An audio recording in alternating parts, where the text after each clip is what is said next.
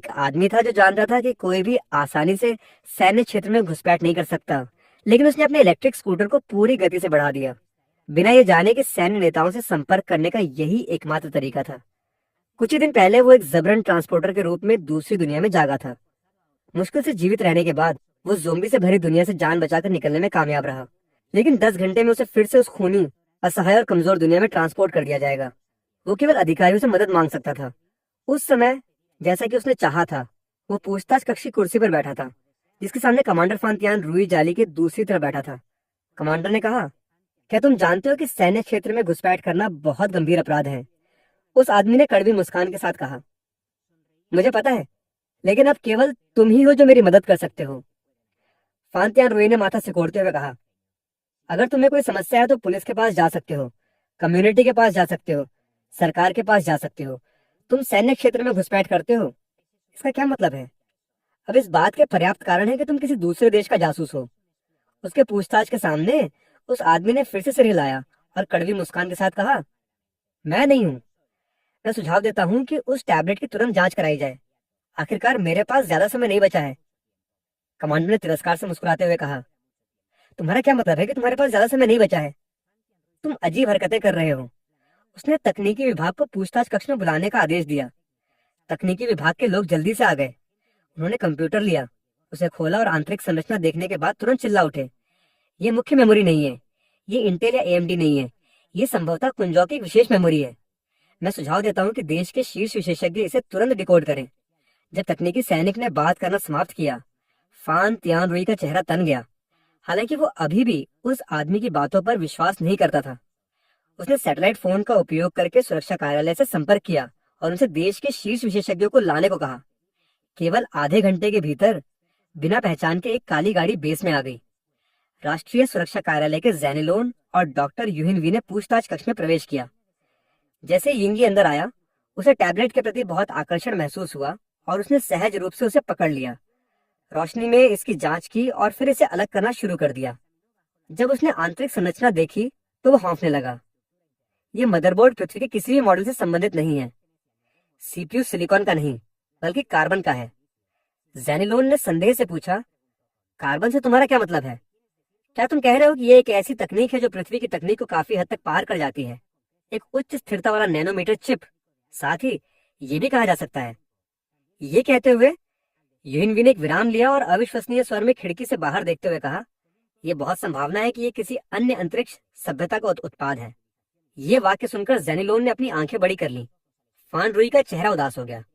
अचानक खबर ने उसके ज्ञान के साथ गहरा संघर्ष पैदा कर दिया। थोड़ी देर बाद उसने मेज पर थप्पड़ मारा और उस आदमी पर चिल्लाया, ये कंप्यूटर तुम्हें कहाँ से मिला? उस आदमी ने गुस्से से भरी नजरों से उसकी तरफ देखा, लेकिन साथ ही आश्चर्य भी था, और शब्द दर शब्द कहा, दूसरी दुनिया से। एक दुनिया जो ज़ॉम्बी से भरी हुई है। जैसे ही उसने बात करना समाप्त किया, उसने फान तियान रुई की आंखों को तुरंत सिकुड़ते देखा। अगले ही सेकंड उसने फिर से मेज पर थप्पड़ मारा। बकवास। अगर तुम ऐसी बकवास करते रहे तो मैं तुम पर सैन्य कानून के तहत मुकदमा चलाऊंगा। बिना डरे उस आदमी ने उससे पूछा, क्या पृथ्वी कार्बन कंप्यूटर बना सकती है? क्या पृथ्वी के पास वो तकनीक है? इसके अलावा मेरे पास वास्तव में समय नहीं है।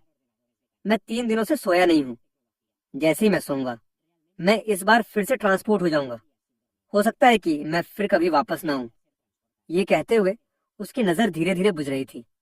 हाँ, अगर सैन्य मुझ पर भरोसा नहीं करते तो अगली बार जब मैं ट्रांसपोर्ट होऊंगा तो ये बहुत संभावना है कि वो मेरी मृत्यु का समय होगा। जेनिलोन, जो फान रुई के बगल में था, सदमे से उबर गया। उसके शब्दों को सुनकर उसने तुरंत गंभीर स्वर में पूछा, तुम्हारा क्या मतलब है? समझाओ। उस आदमी ने कहा, मेरी कलाई पर एक टाइमर है। जब टाइमर शून्य पर पहुंच जाता है तो मुझे जबरन उस ज़ोंबी से भरी दुनिया में ट्रांसपोर्ट कर दिया जाएगा। अब 7 घंटे और 58 मिनट बचे हैं। जेनिलोन मेरी बातें सुनकर विचार में पड़ गया।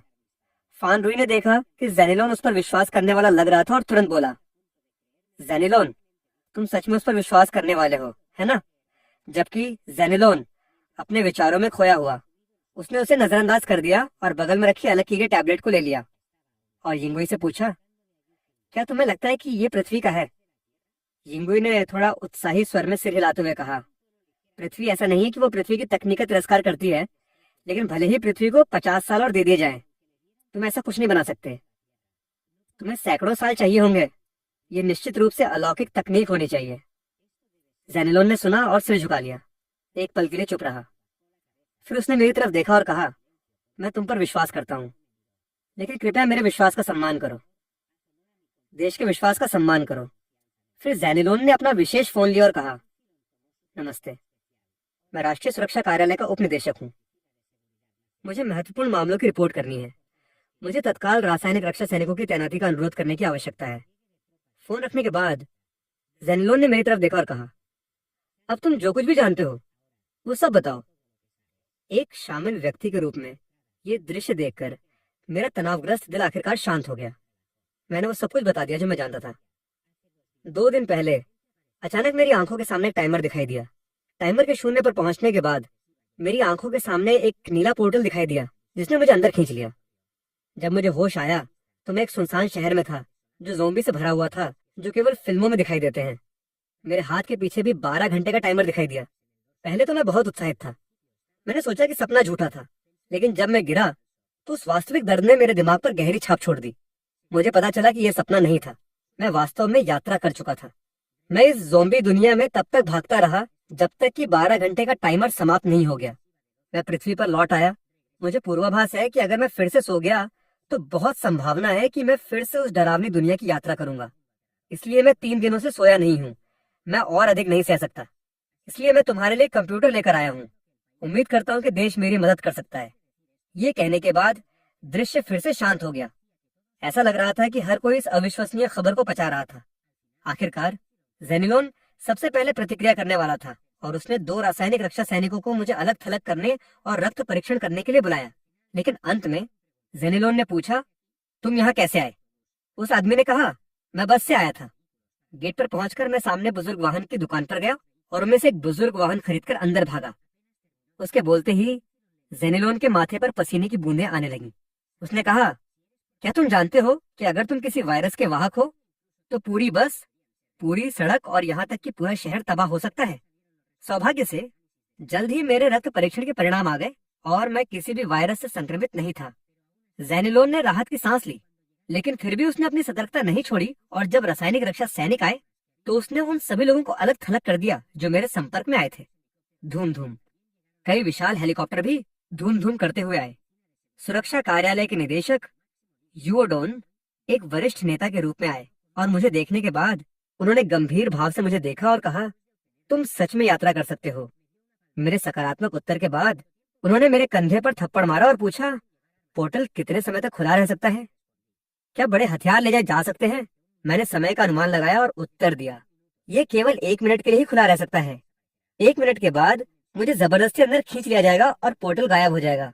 आयाम लगभग 2 मीटर ऊंचे और 2 मीटर चौड़े हैं। बड़े हथियार शायद पार नहीं होंगे। फिर मेरे सामने खड़े यूडोंग ने पूछा कि वहां की दुनिया कैसी थी।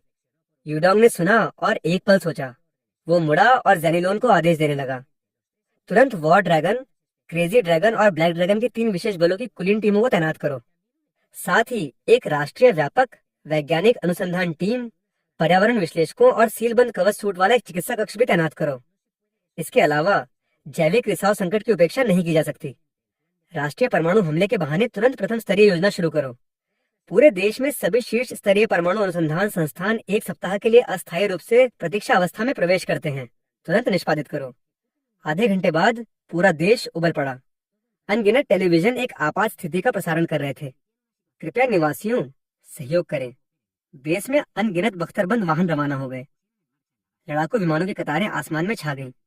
सुरक्षा सूट पहने सफेद कोट वाले कर्मचारी नांदू बेस पर पहुंच गए। तीनों टीमें, ब्लैक ड्रैगन, क्रेजी ड्रैगन और वॉर ड्रैगन, भी सैन्य वाहनों पर चढ़कर पूरी तरह से सशस्त्र होकर बेस पर पहुंच गईं। सैन्य हवाई अड्डे पर एकत्रित होकर यूडोंग ने अपनी वर्दी पहनकर सबके सामने खड़े होकर उन्हें देखा और कहा, साथियों, आप एक अत्यंत खतरनाक मिशन को अंजाम देने वाले हैं जो मानवता के भाग्य से संबंधित है। अब जो लोग नहीं जाना चाहते वे पीछे हट सकते हैं। मैं वादा करता हूँ कि कोई प्रतिशोध नहीं होगा। जो लोग मिशन को अंजाम देने वाले हैं, कृपया अब अपनी वसीयत लिखें। देश उसे आपके परिवारों तक पहुंचाएगा। दृश्य शांत हो गया। केवल तेज सांस लेने की आवाज बची थी। वे अक्सर मिशन करते हैं, लेकिन इस तरह का वसीयत लिखने का मिशन उन्होंने कभी नहीं देखा था। इसका मतलब है कि ये मिशन अत्यंत खतरनाक है, मृत्यु दर बहुत अधिक है। थोड़ी चुप्पी के बाद एक सैनिक ने कागज निकाला और लिखा, पिताजी, माँ, मेरे बेटे, मैं अवज्ञाकारी हूँ। मैं तुम्हारे लिए वापस आता हूँ। कृपया मेरे लिए मत रोना। मैं बस वही कर रहा हूँ जो एक सैनिक को करना चाहिए। लिखने के बाद उसकी आंखों से बड़े बड़े आंसू गिरे। उसने गंभीरता से अपना नाम लिखा, फिर दूसरे ने, तीसरे ने, चौथे ने। एक के बाद एक सैनिक ने अपने लिखे पत्र एक धातु के डिब्बे में रख दिए। 8 मिनट बाद युगो ने गंभीरता से धातु के डिब्बे को बंद कर दिया। उसने इसे सहायक को सौंप दिया, सैनिकों की वीरता की कल्पना करते हुए। उसकी आवाज दृढ़ थी, साथियों, आप सभी महान हैं। आप मरने वाले नहीं हैं। ये देश की आशा के लिए है। कुछ दिन पहले हमारे देश के एक नागरिक ने गलती से एक अंतरिक्ष समय द्वार और एक सदी की यात्रा करने की क्षमता की खोज की थी। सैनिकों ने सोचा, अंतरिक्ष समय द्वार के माध्यम से यात्रा करना, क्या ये सच है? क्या ये विज्ञान कथा नहीं है? नीचे खड़े विशेष बलों के सैनिक अपने दिलों में संदेह पैदा किए बिना नहीं रह सकते थे। जल्दी से ऊपर खड़े यूडोंग को फिर से टोका गया।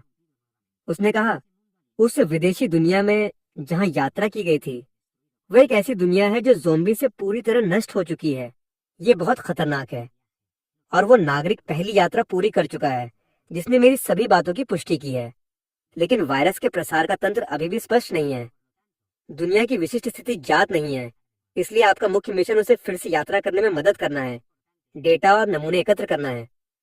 सबसे महत्वपूर्ण बात, उसकी सुरक्षा सुनिश्चित करना है। समझे? समझ गया। फिर यूडोंग ने मेरी तरफ देखा और पूछा, कितना समय बचा है? मैंने कहा, 5 घंटे और 30 मिनट। यूडोंग ने कहा, पहले आराम करो, बाकी हम पर छोड़ दो। फिर यूडोंग ने प्रत्येक टीम के नेताओं को सम्मेलन कक्ष में बुलाकर विशिष्ट युद्ध योजना की रूपरेखा तैयार करना शुरू किया। इस बीच ज़ोंबी दुनिया में उत्तरजीविता नियम नामक एक मैनुअल को गुप्त रूप से एक बंद प्रिंटिंग प्रेस में मुद्रित किया गया था।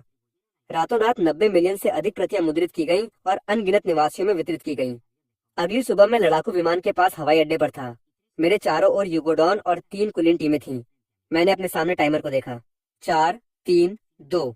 टाइमर के समाप्त होने पर मेरे सामने नीली रोशनी फैल गई। मेरे सामने लगभग 1 मीटर से अधिक की दूरी पर यह लगभग 2 मीटर ऊंची रोशनी में संघनित हो गई। सबने अपनी आंखें खोली और मेरे सामने की रोशनी को देखा। उनके चेहरे पर डरावने भाव दिख रहे थे। यह सच था, वास्तव में एक पोर्टल है। प्रत्येक टीम के नेता स्तब्ध रह गए। मेरे बगल में खड़ा युवो भी उस समय अपनी आंखें चौड़ी कर रहा था, लेकिन केवल कुछ सेकंड के बाद उसका चेहरा फिर से स्टील की तरह दृढ़ हो गया। उसने प्रत्येक टीम की तरफ देखा और कहा, विशेष बलों की टीम, प्रवेश करने की तैयारी करो। उसके पीछे चलो। याद रखो, हर कीमत पर। विशेष बलों की टीम और बाकी के प्रवेश करने के बाद वैज्ञानिक सहायता टीम कई उपकरण लेकर जल्दी से भीतर आ गई। अंत में युगोडॉन ने मेरी तरफ देखा और कहा, साथी, तुम्हारी यात्रा शुभ हो। इस बार देश तुम्हारे पीछे है। विदेशी दुनिया, मैं फिर से आ रहा हूं, लेकिन इस बार मैं अकेला नहीं हूं। मेरे पीछे मेरी मातृभूमि है। मेरे प्रवेश के साथ चकाचौंध नीली रोशनी चमक उठी। फिर ये जल्दी से सिकुड़ गया। मेरी आंखों के सामने की छवि अंधेरी हो गई। जब मुझे होश आया तो मैं पहले से ही एक शांत शहर में था। टूटी हुई दीवारें, हर जगह मलबा था। जमीन पर कई लाशें पड़ी थीं जो पहले ही सूख चुकी थीं। वैज्ञानिक सहायता टीम आसपास की लाशों का निरीक्षण कर रही थी। टीम के सदस्य जिन्होंने पहला कदम रखा था, वे पहले से ही अपने उपकरणों के साथ आसपास की निगरानी कर रहे थे। मैंने गहरी सांस ली। अभी भी उसी स्थान पर जहां मैं पिछली बार था। ऐसा लगता है कि यात्रा का स्थान निश्चित है। लड़ाकू टीम के कमांडर इन चीफ संसी ने दूर नहीं एक ताजा लाश की ओर इशारा किया और कहा, हमने अभी अभी कुछ ज़ोंबी को मार डाला है।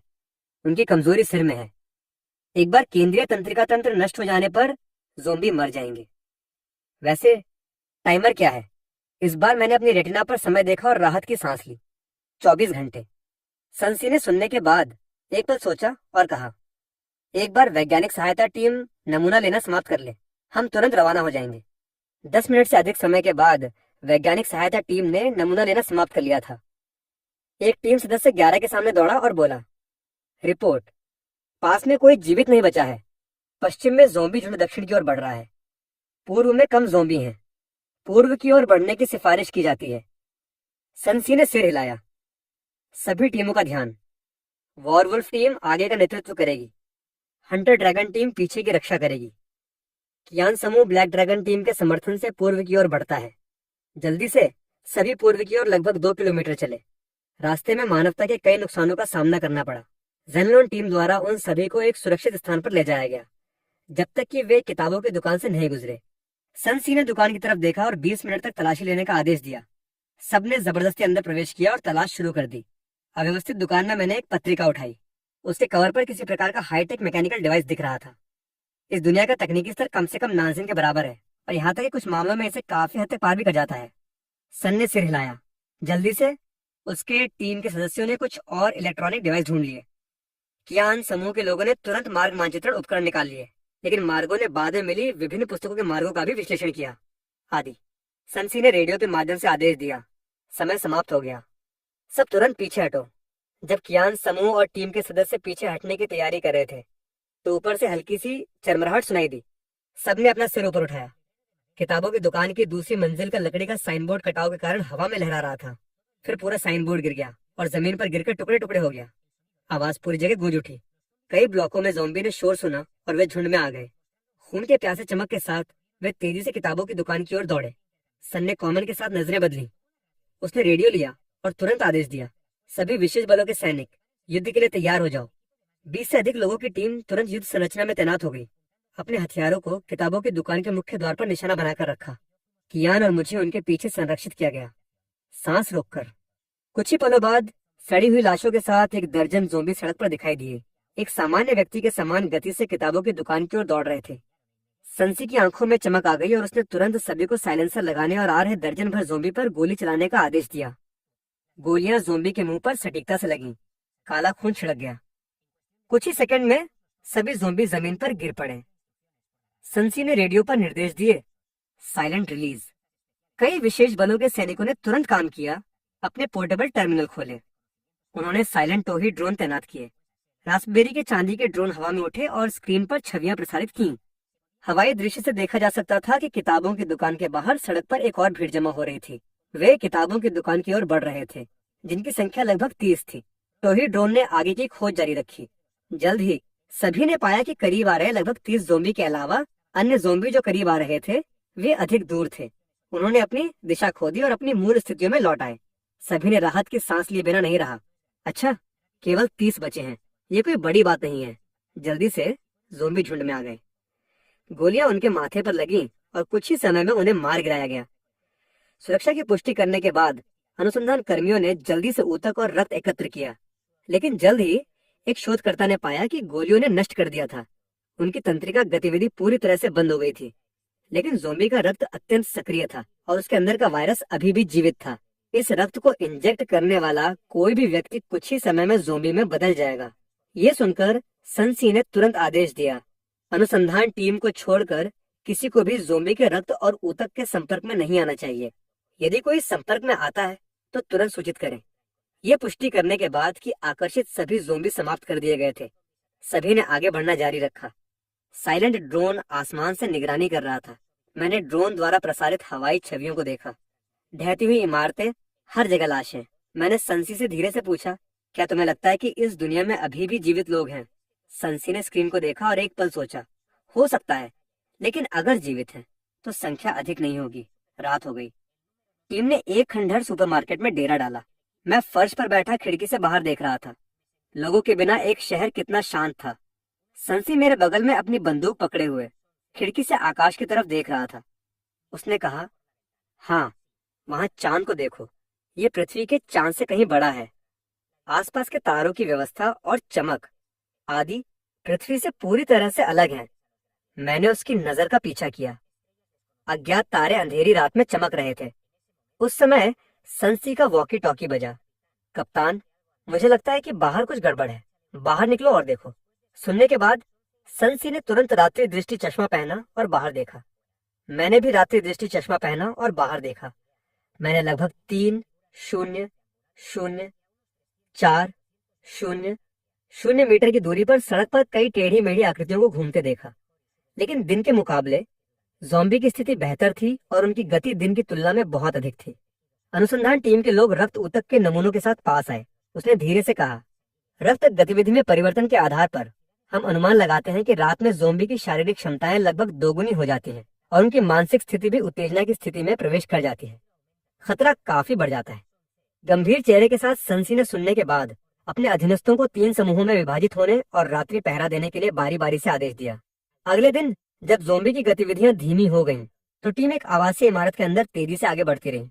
उन्हें एक सड़ी हुई लाश मिली। सिर और उसके पीछे की दीवार पर गोलियों के छेद और रेडियोधर्मी खून के निशान थे और एक बिखरी हुई पिस्तौल थी। वैज्ञानिक अनुसंधान टीम ने पुष्टि की कि कोई खतरा नहीं था। पिस्तौल ली और उसे सील कर दिया। अंततः उन्हें अज्ञात पाठ वाली एक पुरानी डायरी मिली। वैज्ञानिक अनुसंधान टीम ने उसे रख लिया।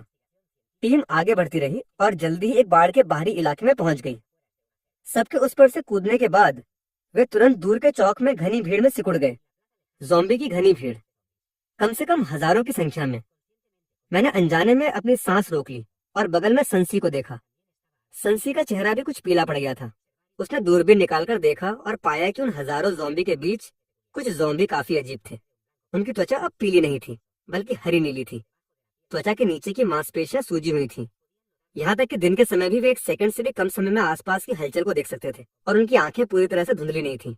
संसी ने दूरबीन रखी और इशारों के माध्यम से टीम को एक पार्किंग स्थल तक पहुंचने तक आगे बढ़ना जारी रखने का आदेश दिया। मेरी आंखों में टाइमर 20 मिनट से अधिक समय दिखा रहा था। सन ने तुरंत इसे वापसी दूरी के रूप में उपयोग करने का फैसला किया। उसने आसपास के सैनिकों को सतर्क रहने और चुपचाप समय बीतने की प्रतीक्षा करने का आदेश दिया। जल्दी से मेरी आंखों में टाइमर 5 सेकंड पर पहुंच गया। 5, 4, 3, 2, 1। एक बार फिर मेरी आंखों में नीली रोशनी की एक किरण दिखाई दी, जो मेरे सामने एक नीले टेलीपोर्टेशन प्रकाश पथ में संग्रहित हो गई। टीम के सदस्यों ने पीछे की रक्षा की और मैं और वैज्ञानिक अनुसंधान टीम पहले प्रकाश पथ में प्रवेश किए। फिर संसी ने टीम के सदस्यों को एक एक करके प्रकाश पथ में प्रवेश करने का आदेश दिया। दूसरी तरफ मेरी आंखों के सामने फिर से सब कुछ अंधेरा हो गया। जब मैं फिर से प्रकट हुआ तो मैं पहले ही नानसिन लौट आया था। युगोडॉन के कुछ मिनट इंतजार करने के बाद मैं तुरंत आइसोलेशन कैप्सूल में प्रवेश कर गया। टेलीपोर्ट होकर लौटने वाले टीम के सदस्य भी अलग अलग आइसोलेशन कैप्सूल में प्रवेश कर गए। फिर संतृप्ति कीटाणु शोधन किया गया। सब कुछ समाप्त होने के बाद रोग नियंत्रण केंद्रीय कर्मचारियों ने युगोडॉन को सूचित किया कि कोई संक्रमण नहीं पाया गया था और कीटाणु शोधन पूरा हो गया था। मैं भी आइसोलेशन कैप्सूल से बाहर आया, लेकिन जैसे ही मैं बाहर आया मैंने युगोडॉन को अपने आसपास के लोगों से गंभीर चेहरे के साथ कहते सुना, ये थोड़ा अजीब है। उस दुनिया की तकनीक और स्तर के साथ उन्हें केवल इस वायरस से समाप्त नहीं किया जाना चाहिए था। कोई दूसरा कारण होना चाहिए। वे डिकोडिंग विशेषज्ञ आ गए हैं। यदि ऐसा है तो उन्हें हमारे द्वारा लाई गई पुस्तकों को तुरंत डिकोड करने दें। युगो ने सभी मामलों को व्यवस्थित करना समाप्त करने के बाद उसने मेरी तरफ देखा और पूछा, टाइमर पर कितना समय बचा है? मैंने अपने सामने टाइमर को देखा और थोड़ा आश्चर्यचकित हुए बिना नहीं रहा। टाइमर बदल गया था। पिछली 2 बार ये हर 24 घंटे में टेलीपोर्ट होता था, लेकिन इस बार ये 48 घंटे में बदल गया था। फिर मैंने ये बात युगोडॉन को बता दी। युगो के सुनने के बाद उसने कुछ सेकंड सोचा और कहा, यह भी एक अच्छी बात है। तुम आराम कर सकते हो और हम भी अधिक तैयारी कर सकते हैं। फिर युगोडॉन कमांड रूम में लौट आया। उसने जल्दी से एक दस्तावेज जारी किया। ज़ोंबी दुनिया का पहला चरण समाप्त हो गया है। कोई वायरस रिसाव नहीं पाया गया है। राष्ट्रीय परमाणु संरक्षण ड्रिल तुरंत उठा ली जाए। दस्तावेज जारी होने के साथ सभी समाचार और इंटरनेट इस संदेश का प्रसारण करने लगे। ड्रिल में भाग लेने वाले हजारों लोग तुरंत उत्साहित हो गए। सभी खुशी से रोते हुए एक दूसरे से लिपट गए। मैं बुरी तरह डर गया था। मैंने सोचा था कि हम वास्तव में युद्ध में जाने वाले थे। अच्छी बात है युद्ध नहीं हुआ। एक बार युद्ध शुरू हो जाए तो पता नहीं कब समाप्त होगा। उसी समय देश भर के अनगिनत लेखन विशेषज्ञ वैज्ञानिक अनुसंधान भवन में विशेष लिपियों के अध्ययन में लगे हुए थे। जल्दी से सैकड़ों विशेषज्ञों के प्रयासों के कारण एक प्रकार की लिपि जो एक प्राचीन ब्लू अर्थ सभ्यता द्वारा उपयोग की जाती थी, सबके सामने आ गई। एक दस्तावेज भी मेरी आंखों के सामने आया। ये एक पूरा एकाकी महाद्वीप था जो महासागरों से घिरा हुआ था। महाद्वीप पर केवल एक ही देश था, स्टार एम्पायर। स्टार एम्पायर की वर्ग प्रणाली बहुत सख्त थी। ये असामान्य नहीं था कि एक परिवार के 3 लोग भूख से मर जाएं। स्टार एम्पायर के सम्राट ने एक ऐसी दवा विकसित करने का आदेश दिया जो लोगों को आज्ञाकारी बनाए, लेकिन गलती से एक तंत्रिका वायरस विकसित हो गया। यह वायरस संक्रमितों को तर्क खोने, न खाने, न पीने, लेकिन क्रियाशील रहने और आदेशों का पालन करने में सक्षम बना सकता था। साम्राज्य के एक वैज्ञानिक अनुसंधान अधिकारी ने अपने नोट्स में कहा, हमने भोलेपन से सोचा कि हमने मनुष्यों को नियंत्रित करने के लिए एक दवा प्राप्त कर ली है, लेकिन हमने बुरे जीवित लाशों का निर्माण किया जो आत्माओं को खा जाते हैं। स्टार एम्पायर के सम्राट हमारे शोध के परिणामों को जानकर उत्साहित हो गए। उन्होंने कहा, वफादारी को कारण की आवश्यकता नहीं होती, बिना कारण के बेहतर है। आज्ञाकारिता ही वास्तविक कारण है। उसने आदेश दिया कि संक्रमितों को जनरेटर में बदल दिया जाए और सुझाव दिया कि उन्हें विशेष हुड और दस्ताने पहनाए जाएं ताकि संक्रमित दिन रात जनरेटर के पहियों पर पैर रखें। बाद में सम्राट ने निरीक्षण किया और जोर से हंसा। उसने कहा, मरने के बाद भी मैं देश के लिए योगदान दे सकता हूँ। ये सच्ची वफादारी है। उसके बाद सम्राट ने पूरे देश में बिजली संयंत्र बनवाए, बेहोश संक्रमितों को घूमते हुए पहियों से बांधकर दिन रात बिजली पैदा की। अंत में उसने अपना हाथ जनता की ओर भी बढ़ाया, अनगिनत लोगों को संक्रमितों में बदल दिया और उन्हें बिजली संयंत्रों में फेंक दिया, यहाँ तक कि अंततः देश की 80% आबादी संक्रमित हो गई थी। सम्राट ने सोचा कि उसने अनंत ऊर्जा में महारत हासिल कर ली है, लेकिन वो नहीं जानता था कि वे नर्क के चांदी के धागे थे। जब उन्नत ज़ोंबी संगठन ने कार्य किया तो बिजली संयंत्र पर आक्रमण कर दिया गया। सेना संक्रमितों से हार गई। सम्राट ने पूरी सभ्यता के मांस और रक्त का उपयोग करके एक नए प्रकार के प्रक्षेपण प्राणी विकसित किए। बाद में उसने ये भी देखा कि उच्च स्तर के संक्रमितों ने सहयोग करना सीख लिया, उन्होंने रेंगना सीख लिया, उन्होंने जटिलता सीख ली। उस समय उसे पता चला कि सब कुछ समाप्त हो गया था, पूरी तरह से समाप्त। जानकारी पढ़ने के बाद मेरे दिल में कुछ अवर्णनीय महसूस हुआ। एक विशाल साम्राज्य इतनी आसानी से ढह गया। दोपहर में यूहिन ने भी मुझे ढूंढ लिया। उसने कहा, विश्लेषण की गई जानकारी में एक नक्शा भी है। उत्तर में 200 किमी दूर एक केंद्रीय फोटोलिथोग्राफी कारखाना और एक बड़ा परिवर्तन ऊर्जा केंद्र है। आपके द्वारा लाए गए लेखों और जानकारी के अनुसार प्रोब चिप फोटोलिथोग्राफी तकनीक और बड़े परिवर्तन समारोह तकनीक हमसे कम से कम 50 साल आगे है। यदि हम उस फोटोलिथोग्राफी कारखाने से कुछ डेटा पुनर्प्राप्त कर सकें तो ये बहुत संभावना है कि लैंसिन में एक ऐतिहासिक सफलता आएगी। इसलिए मैं सुझाव देता हूँ कि अगली बार आप उत्तर की ओर बढ़ें। यूइंगवी को विदा करने के बाद मुझे युगोडॉन से एक सूचना मिली। अगली ट्रांसमिग्रेशन स्थिति को एलेन्योर में स्थानांतरित कर दिया जाएगा। तुम्हें लेने वाला विमान पहले से ही रास्ते में है। जल्द ही मैं विमान में चढ़ गया और खिड़की से बाहर देखते हुए आह भरी।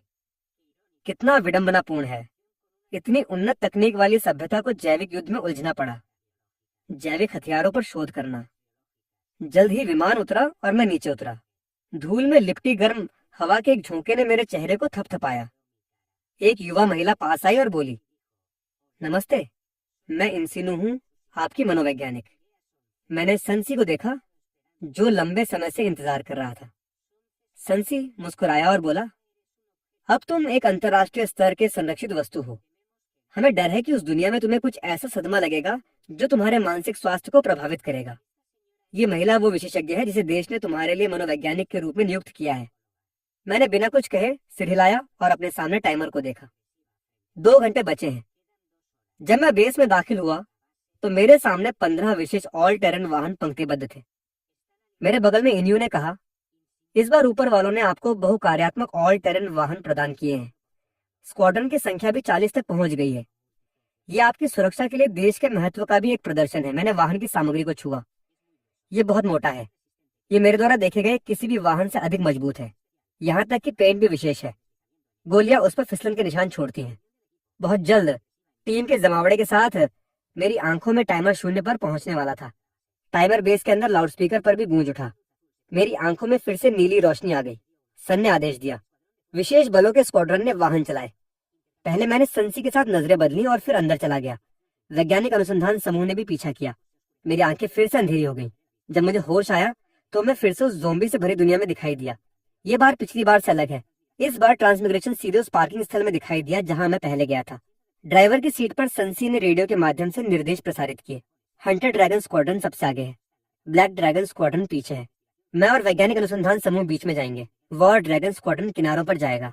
आगे बढ़ने का लक्ष्य उत्तर में 200 किमी दूर ग्ल्यू में बड़ा परिवर्तन ऊर्जा केंद्र है। ये पुष्टि करने के बाद कि सभी को निर्देश मिल गए, काफिला तुरंत रवाना हो गया। इंजन की गर्जना ने आसपास के ज़ोंबी को आकर्षित कर लिया। काफिले के ऑल टेरन वाहनों ने आसानी से समस्या का समाधान कर दिया। सीधे कई ज़ोंबी को टक्कर मार दी। वाहन के शीर्ष पर यांत्रिक ध्वनि आई और ड्रोन हवा में उड़ गए। पास के क्षेत्र की टोह ले रहे थे और आसपास के इलाके को वास्तविक समय में प्रसारित कर रहे थे। सब कुछ व्यवस्थित होने के बाद संसी ने अपनी नजर निगरानी से हटा ली और मेरी तरफ देखकर पूछा, टाइमर क्या है? इस बार मैंने अपने सामने टाइमर को देखा। 3 दिन। संसी ने यह सुनकर माथा सिकोड़ लिया। इस बार इतना लंबा है।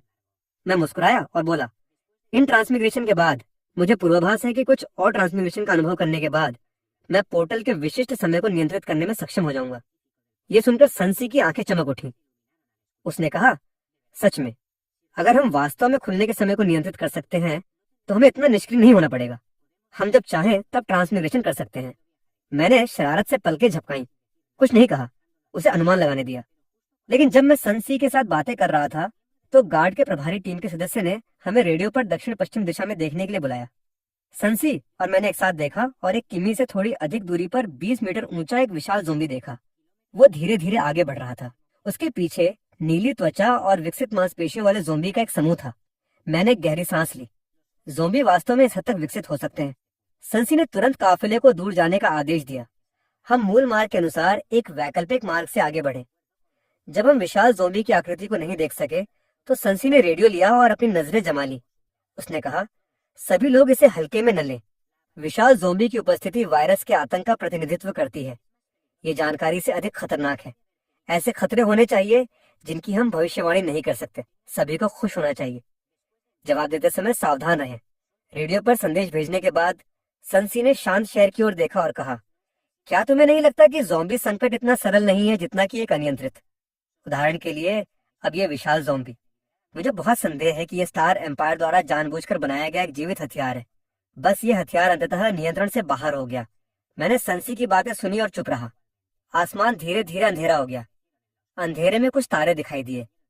रेडियो पर एक टीम के सदस्य की आवाज आई, कप्तान, सामने 12 बजे की दिशा में संदिग्ध लोग हैं। हमें जाकर देखना होगा। यदि ये जीवित लोगों का अड्डा निकला तो निश्चित रूप से इस दुनिया के बारे में अधिक जानकारी होगी। सनसी ने कुछ सेकंड सोचा और मना कर दिया। उसने कहा, आगे बढ़ो, अनावश्यक परेशानी मत पैदा करो। हमारा गंतव्य एंग्लियो का संलयन ऊर्जा केंद्र है। काफिला 2 घंटे तक चलता रहा। अंततः हम एंग्लियो संलयन ऊर्जा केंद्र पहुंच गए। छत पर लगे ड्रोन ने खोजबीन के लिए उड़ान भरी। केंद्र के अंदर का दृश्य जल्द ही स्क्रीन के केंद्र में दिखाई दिया। विशाल ढह गया ऊर्जा ढेर, ऊंची इमारतें ढह गईं। हर जगह हड्डियां दिखाई दे रही थीं।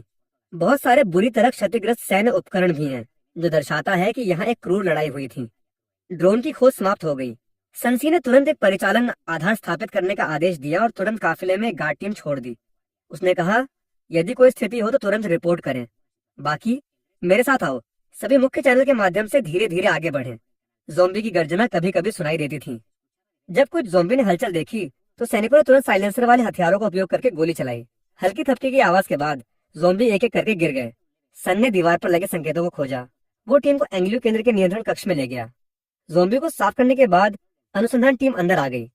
छोड़े गए डेटा के माध्यम से सभी ने सीखा कि ये 200 साल से अधिक पहले बनाया गया था। उस समय स्टार एम्पायर में एंग्लियो के पिता नामक उपाधि वाला एक प्रतिभाशाली व्यक्ति था, जिसने अकेले ही परमाणु संलयन की 10 प्रमुख कठिनाइयों को पार कर लिया था, जिससे साम्राज्य की परमाणु संलयन तकनीक तेजी से आगे बढ़ी। ये बिजली संयंत्र साम्राज्य का एक चमत्कार भी बन गया। फिर सभी ऊर्जा कोर में गए। अनुसंधान टीम ने एक नमूनाकरण उपकरण निकाला। एक मध्यम आयु वर्ग के शोधकर्ता ने कोर सामग्री को उत्साहित नजरों से देखा। उसने कहा, यहाँ की कोर तकनीक और गर्मी प्रतिरोधी परत तकनीक ब्लू स्टार की तुलना में बहुत अधिक है। मुझे शोध के लिए कुछ नमूने ले जाने की आवश्यकता है। अनुसंधान टीम ने एक वीडियो रिकॉर्डिंग उपकरण निकाला और कोर क्षेत्र को ध्यान से रिकॉर्ड किया। जैसे जैसे नमूनाकरण आगे बढ़ा, मध्यम आयु वर्ग के शोधकर्ता की अभिव्यक्ति और अधिक उत्साहित होती गई। उसने कहा, इन सामग्रियों का संचय अत्यंत स्थिर है। इसमें प्राकृतिक स्थिरता और विकिरण प्रतिरोध है। और उन्होंने एक सुपर कंडक्टर के साथ एक क्रिस्टल का भी उपयोग किया है। जब तक हम इन नमूनों को वापस ले जाएंगे, हमारे देश का परमाणु ऊर्जा विकास निश्चित रूप से तेजी से आगे बढ़ेगा और यहाँ तक कि पूरी तरह से व्यावहारिक चरण में प्रवेश करेगा। ये असंभव नहीं है। इन शब्दों ने पूरी अनुसंधान टीम को उबाल दिया। सभी देश के लिए योगदान करने में सक्षम होने की उम्मीद कर रहे थे, वैज्ञानिक अनुसंधान के इतिहास में अपना नाम छोड़ने के लिए। मध्यम आयु वर्ग के शोधकर्ता ने तुरंत सभी को सामग्री काटने और नमूनों को सीलबंद बक्सों में रखने का आदेश दिया। जैसे ही नमूनाकरण का काम समाप्त हुआ, सनसी के हेडसेट ने पीछे की टीम से एक चेतावनी प्रसारित की। दक्षिण पूर्व दिशा में 2 विशाल ज़ोंबी पाए गए। वे 16 किमी घंटा की गति से तेजी से आगे बढ़ रहे हैं। सीधी दूरी 1 किमी है। अनुमान है कि वे 10 मिनट में पहुंच जाएंगे। सनसी का चेहरा उतर गया और उसने तुरंत आदेश दिया, तुरंत उच्च विस्फोटक एंटी टैंक खदानें तैनात करें और गोली चलाने की तैयारी करें। फिर वो मेरी तरफ और अनुसंधान टीम के सभी लोगों की तरफ मुड़ा। अनुसंधान टीम के सभी कर्मचारी तुरंत पीछे हटे और मूल मार्ग से वापस लौटे। आदेश दे दिया गया था। सभी ने जल्दी से निकासी की तैयारी की और ऊर्जा केंद्र से बाहर भाग गए। आधा मिनट बाद मैंने गहरी सांस ली और उनका पीछा करते हुए हाँफने लगा। दरवाजे के जितना करीब आता, उतना ही मैं जमीन में हल्की सी कंपन महसूस कर सकता था। 10 सेकंड बाद पीछे के काफिले की दिशा में एक विस्फोट सुनाई दिया। मुझे दिल में पता था कि उच्च विस्फोटक एंटी टैंक खदानें फट गई थीं। इसका मतलब था कि विशाल ज़ोंबी बस आने ही वाले थे। सबकी आगे बढ़ने की गति फिर से तेज हो गई और जब एक और विस्फोट सुनाई दिया तब हम पहले ही काफिले में लौट चुके थे। मैंने दरवाजा खोला और अंदर बैठ गया। सनसी ने एक्सीलेटर पर पैर रखा। इंजन गर्जना करने लगा। मैंने सिर घुमाया और विस्फोट की दिशा में देखा। केवल 3, 0, 0, 4, 0, 0 मीटर की दूरी पर 2 विशाल ज़ोंबी गर्जना कर रहे थे और उनके शरीर से अंडे के छिलके लटक रहे थे। काफिले की दिशा में उन्मत्त गति से दौड़ रहे थे। सन ने मॉनिटर को देखा और कुछ सेकंड सोचा। फिर उसने वॉकी टॉकी ली और आदेश दिया कि काफिला अपनी गति कम कर दे। उसने कहा, विशाल ज़ोंबी की गति के समान गति बनाए रखे ताकि विशाल ज़ोंबी की गति के पैटर्न का परीक्षण किया जा सके। अनुसंधान टीम, रिकॉर्डिंग पर ध्यान दें। काफिले ने अपनी गति कम कर दी और एक टीम के सदस्य ने अपना सिर बाहर निकाला और विशाल ज़ोंबी पर निशाना लगाने के लिए एक एंटी मटीरियल स्नाइपर राइफल उठाई। एक थपकी के साथ विशाल गोली ज़ोंबी के माथे पर लगी और एक छोटा सा छेद कर दिया। लेकिन विशाल ज़ोंबी केवल लड़खड़ाया, गुस्से में दहाड़ा और एक धक्का में अपनी गति तेज कर दी। उसके माथे का छोटा सा छेद तेजी से ठीक हो रहा था। मैं स्तब्ध होकर देखता रहा और अनंत बिजली से अनुसंधान टीम की कौंपती आवाज आई। ये मरम्मत करने वाली कोशिकाओं का विस्फोट है। ये साधारण लोहा नहीं है। ये निश्चित रूप से एक डिजाइन किया गया जीव है। सन कुछ सेकंड के लिए चुप रहा और फिर से आदेश दिया, उच्च विस्फोटक ग्रेनेड पर स्विच करें। वाहन की छत पर टीम के सदस्यों ने जल्दी से गोला बारूद बदल दिया और एक धमाके के साथ विशाल ज़ोंबी के माथे पर आग का एक गोला फट गया। उसका शरीर झटके से लड़खड़ा गया और गिर गया। लेकिन अगले ही सेकंड वो फिर से उठ खड़ा हुआ। उसके माथे का सतही ऊतक उड़ गया था, जिससे धातु की चमक वाला उपत्वचीय ऊतक दिखाई दे रहा था। अनुसंधान टीम के सदस्य सदमे में चिल्ला उठे। ये कोशिकाओं की सोने की संरचना के प्रत्यक्ष पुनर्लेखन का उपयोग करने वाला बायोमेटेलिक ऊतक है। ये बिल्कुल अविश्वसनीय है। सन ने सुना और सीधे रैपिड फायर तोपों पर स्विच करने का आदेश दिया। टीम के सदस्यों ने रैपिड फायर तोपों को लगाया और विशाल ज़ोंबी पर तोपों की बौछार कर दी। बार बार विस्फोटों की आवाज के बाद विशाल ज़ोंबी फिर से जमीन पर गिर गया, लेकिन जल्दी से उठ खड़ा हुआ। वो काफिले की ओर दौड़ता रहा। उसके शरीर के केवल कुछ क्षेत्रों में धातु की चमक दिख रही थी। अनुसंधान टीम जल्दी से एक निष्कर्ष पर पहुंची। साधारण हथियार अप्रभावी हैं। विशाल ज़ोंबी की शारीरिक शक्ति अत्यंत उच्च है। आग से हमले का प्रयास किया जा सकता है। सन ने तुरंत आदेश दिया, व्यक्तिगत थर्मोबैरिक बम तैयार करें। सभी वाहन सुरक्षित दूरी पर पीछे हटे। एक छोटा सा मशरूम बादल गर्जना के साथ उठा और हजारों डिग्री का उच्च तापमान बह गया। गर्मी की एक लहर ने चेहरे को झुलसा दिया और जब गर्मी की लहर और आग की रोशनी कम हो गई तो विशाल ज़ोंबी के ऊतक की बाहरी परत भी उच्च तापमान से कोलाइडल अवस्था में जल गई थी। लेकिन वो अभी भी नहीं मरा था और लड़खड़ाते हुए खड़ा हो गया। वो बिना किसी निश्चित दिशा के भटकने लगा। अनुसंधान टीम ने रेडियो पर सूचना दी कि विशाल ज़ोंबी की दृश्य और घ्राण प्रणाली उच्च तापमान से नष्ट हो गई थी।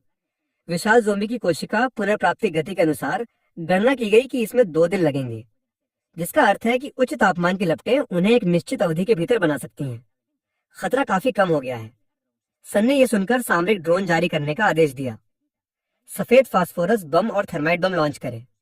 वाहन की छत से कई ड्रोन उड़ान भर गए, सीधे गोला बारूद लेकर। शेष विशाल ज़ोंबी पर एक गर्जना के साथ सफेद फास्फोरस बम और थर्माइट बम विस्फोट हो गए। उच्च तापमान की लपटें ज़ोंबी के शरीर पर फैल गईं। विशाल ज़ोंबी ने दर्द की चीख निकाली और जल्दी से अपनी दृष्टि और गंध खो दी। वो बिना सिर के मक्खी की तरह बेतहाशा दौड़ने लगा। परीक्षण कार्य पूरा हो गया। सन ने तुरंत काफिले को गति बढ़ाने और दूर जाने का आदेश दिया। 1 घंटे बाद गंतव्य पर पहुंच गया। सभी ने जबरदस्ती विकृत मिश्र धातु का दरवाजा खोला और जो देखा वो अराजकता थी। हर जगह लड़ाई के निशान थे। गोलियों के खोल के टुकड़े हर जगह थे। सनसी ने टूटे हुए गोल चिप का एक टुकड़ा उठाया और उसे अनुसंधान को दे दिया। शोधकर्ता ने इसे अपने हाथों में लिया और टुकड़ों को देखकर आश्चर्य से कहा, ये एक डिटेक्टर की गुप्त संरचना है।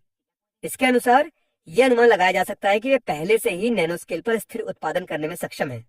अनुसंधान टीम ने फिर दीवार के कोने में मशीन को देखा। थोड़ा अध्ययन करने के बाद उन्होंने कहा, यह एक क्वांटम इंटेलिजेंट कैलिब्रेशन सिस्टम है। इसकी मशीनों को श्रम की आवश्यकता नहीं है।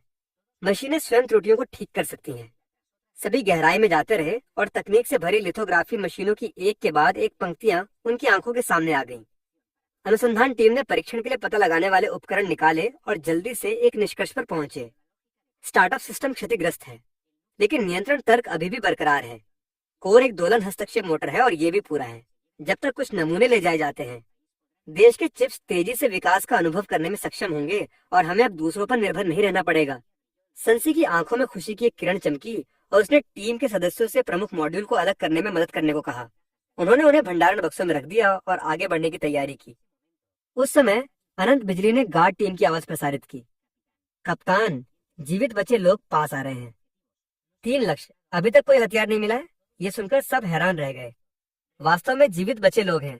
सन भी थोड़ा हैरान था और उसने तुरंत इलोन टीम को अनुसंधान टीम के साथ बातचीत करने के लिए संगठित किया और साथ ही पोर्टेबल ड्रोन से वास्तविक समय की छवियां खोली। इलोन टीम और अनुसंधान टीम जीवित बचे लोगों के सामने रुक गई, लाशों के ढेर से अलग। जीवित बचे लोगों में से एक व्यक्ति जमीन पर लिख रहा था। अनुवाद के बाद उन्हें पता चला कि वो पानी और भोजन के बदले सोना देना चाहता था। इलोन टीम सोना नहीं चाहती थी। उन्होंने बस उन पर कुछ आपूर्ति फेंक दी और फिर उनसे कुछ जानकारी पूछी। उन्हें पता चला कि विशाल ज़ोंबी सबसे मजबूत अस्तित्व नहीं है, और भी अधिक डरावने ज़ोंबी हैं, लेकिन उन्होंने उन्हें कभी नहीं देखा है। ये लोग केवल 30 से 50 लोगों के एक छोटे से जीवित बचे लोगों के अड्डे से आते हैं। ज़ोंबी के प्रकोप के कारण के बारे में वे कुछ नहीं जानते। इयोन टीम ने फिर तीनों को जाने दिया। सभी इयोन टीम के साथ फिर से मिल गए और लिथोग्राफी मशीन की सामग्री खनन क्षेत्र में पहुंच गए। यहाँ एक दुर्लभ सुपर कंडक्टिंग कार्बन रिवेट अयस्क है। अनुसंधान टीम ने नमूने लिए, उन्हें कृत्रिम संश्लेषण का प्रयास करने के लिए पृथ्वी पर वापस ले जाने की योजना बनाई। एक बार सभी काम पूरे हो जाने के बाद सभी आराम करने के लिए काफिले में लौट आए। मैं सीट पर टिक गया।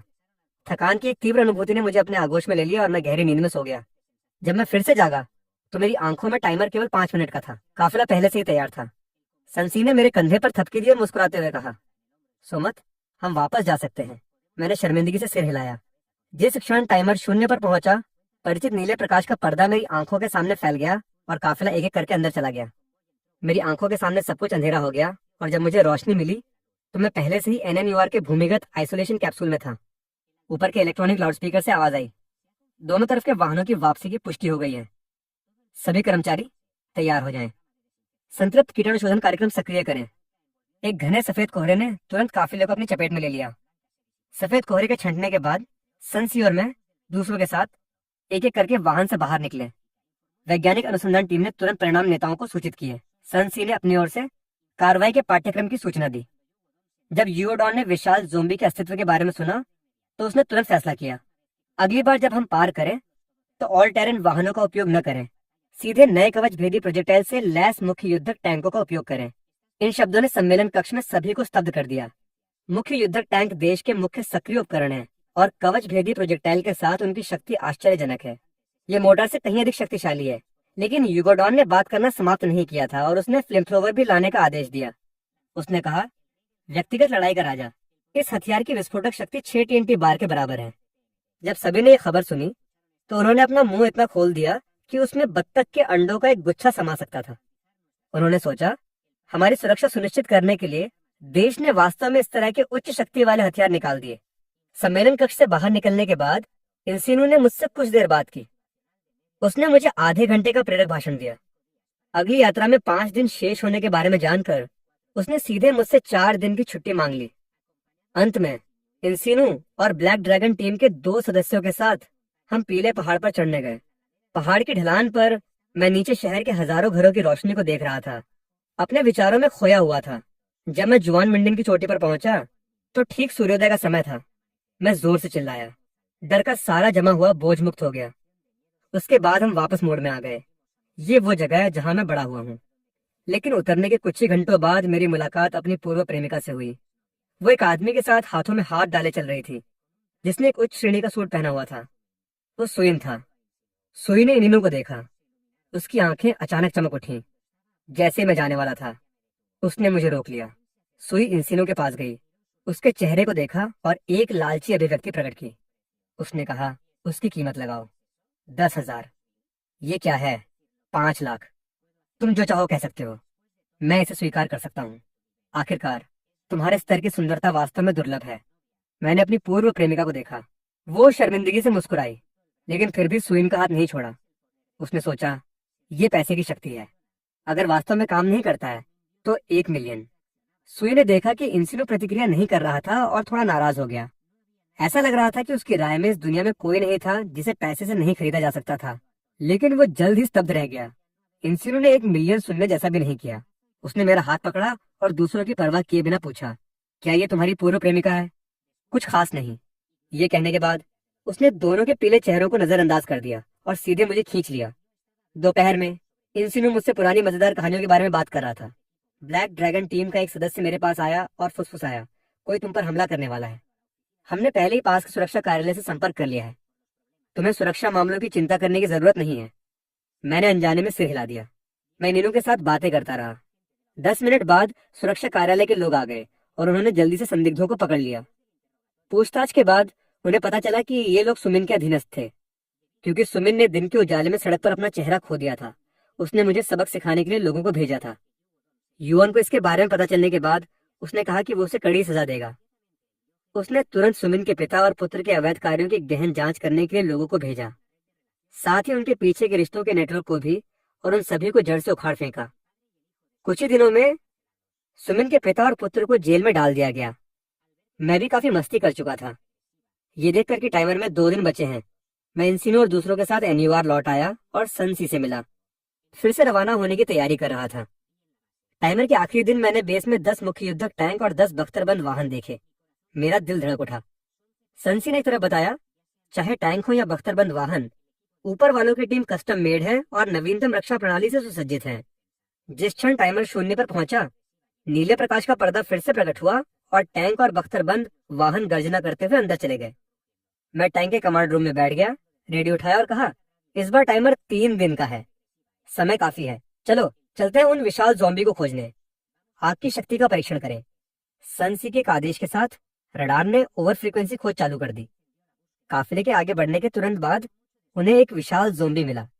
एक ड्रोन हवा में उठा। छवि टैंक के अंदर वास्तविक समय में प्रक्षेपित हुई, सीधे विशाल ज़ॉम्बी पर निशाना साधा, जो शहर के केंद्र में धीरे धीरे आगे बढ़ रहा था।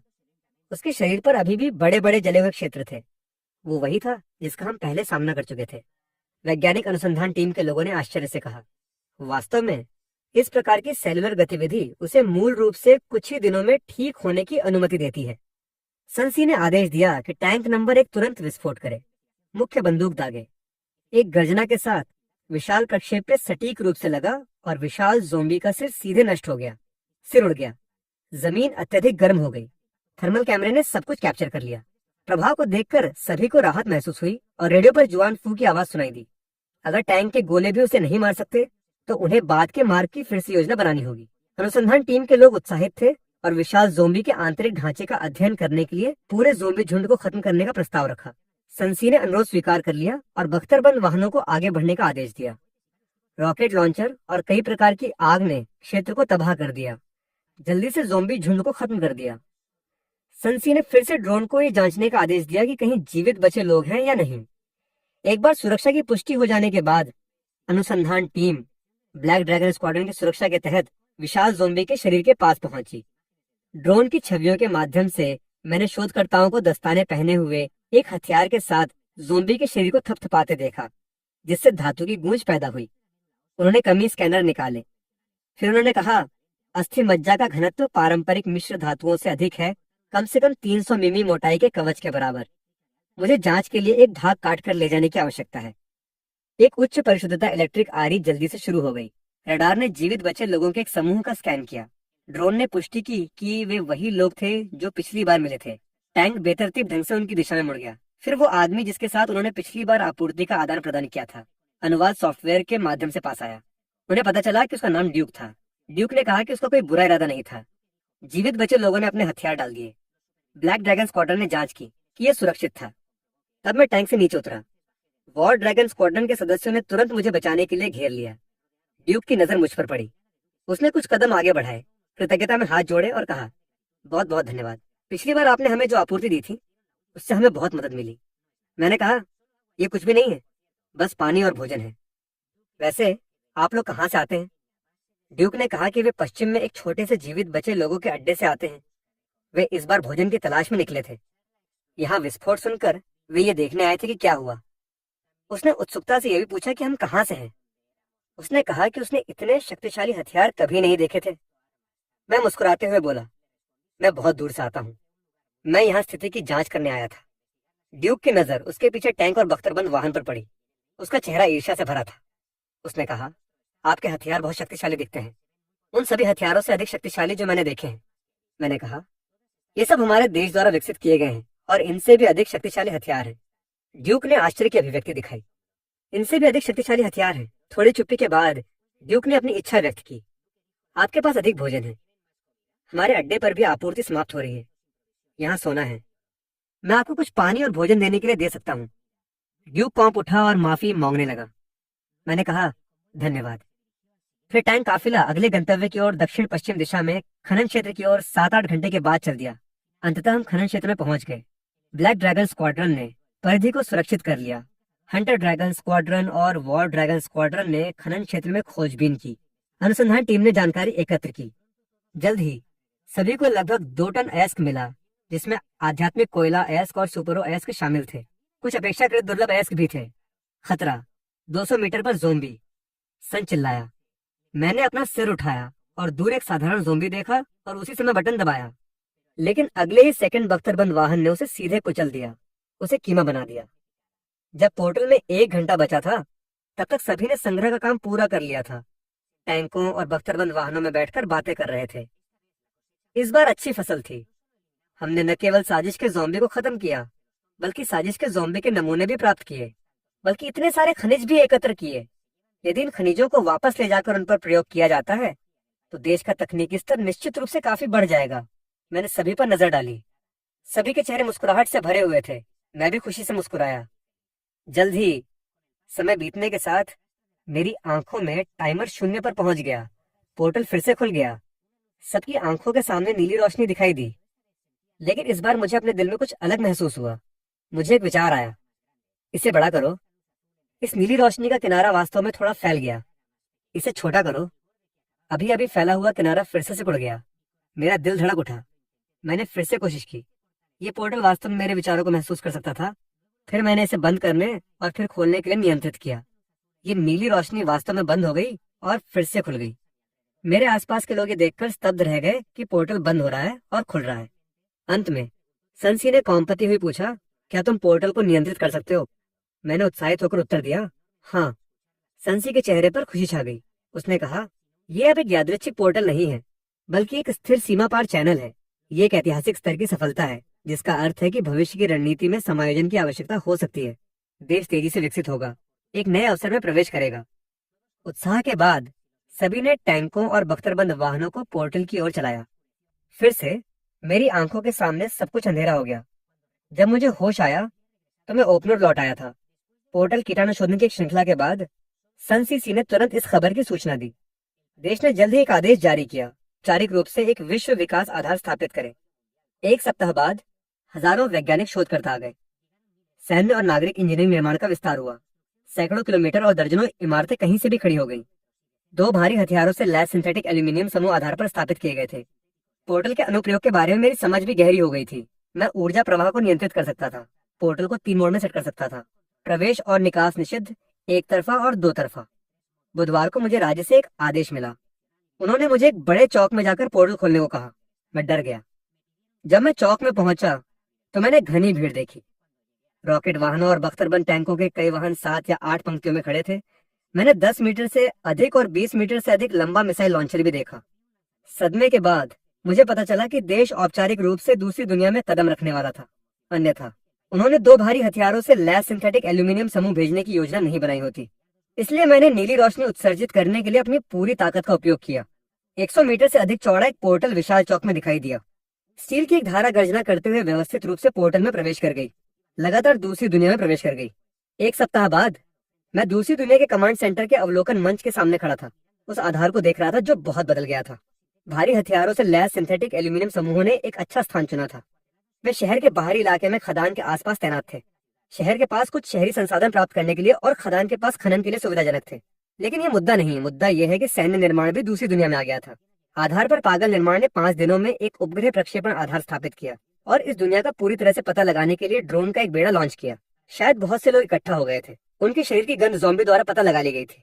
शहर में ज़ॉम्बी ने 7, 8, 0, 0, 0 लोगों का झुंड बनाकर आधार पर हमला कर दिया।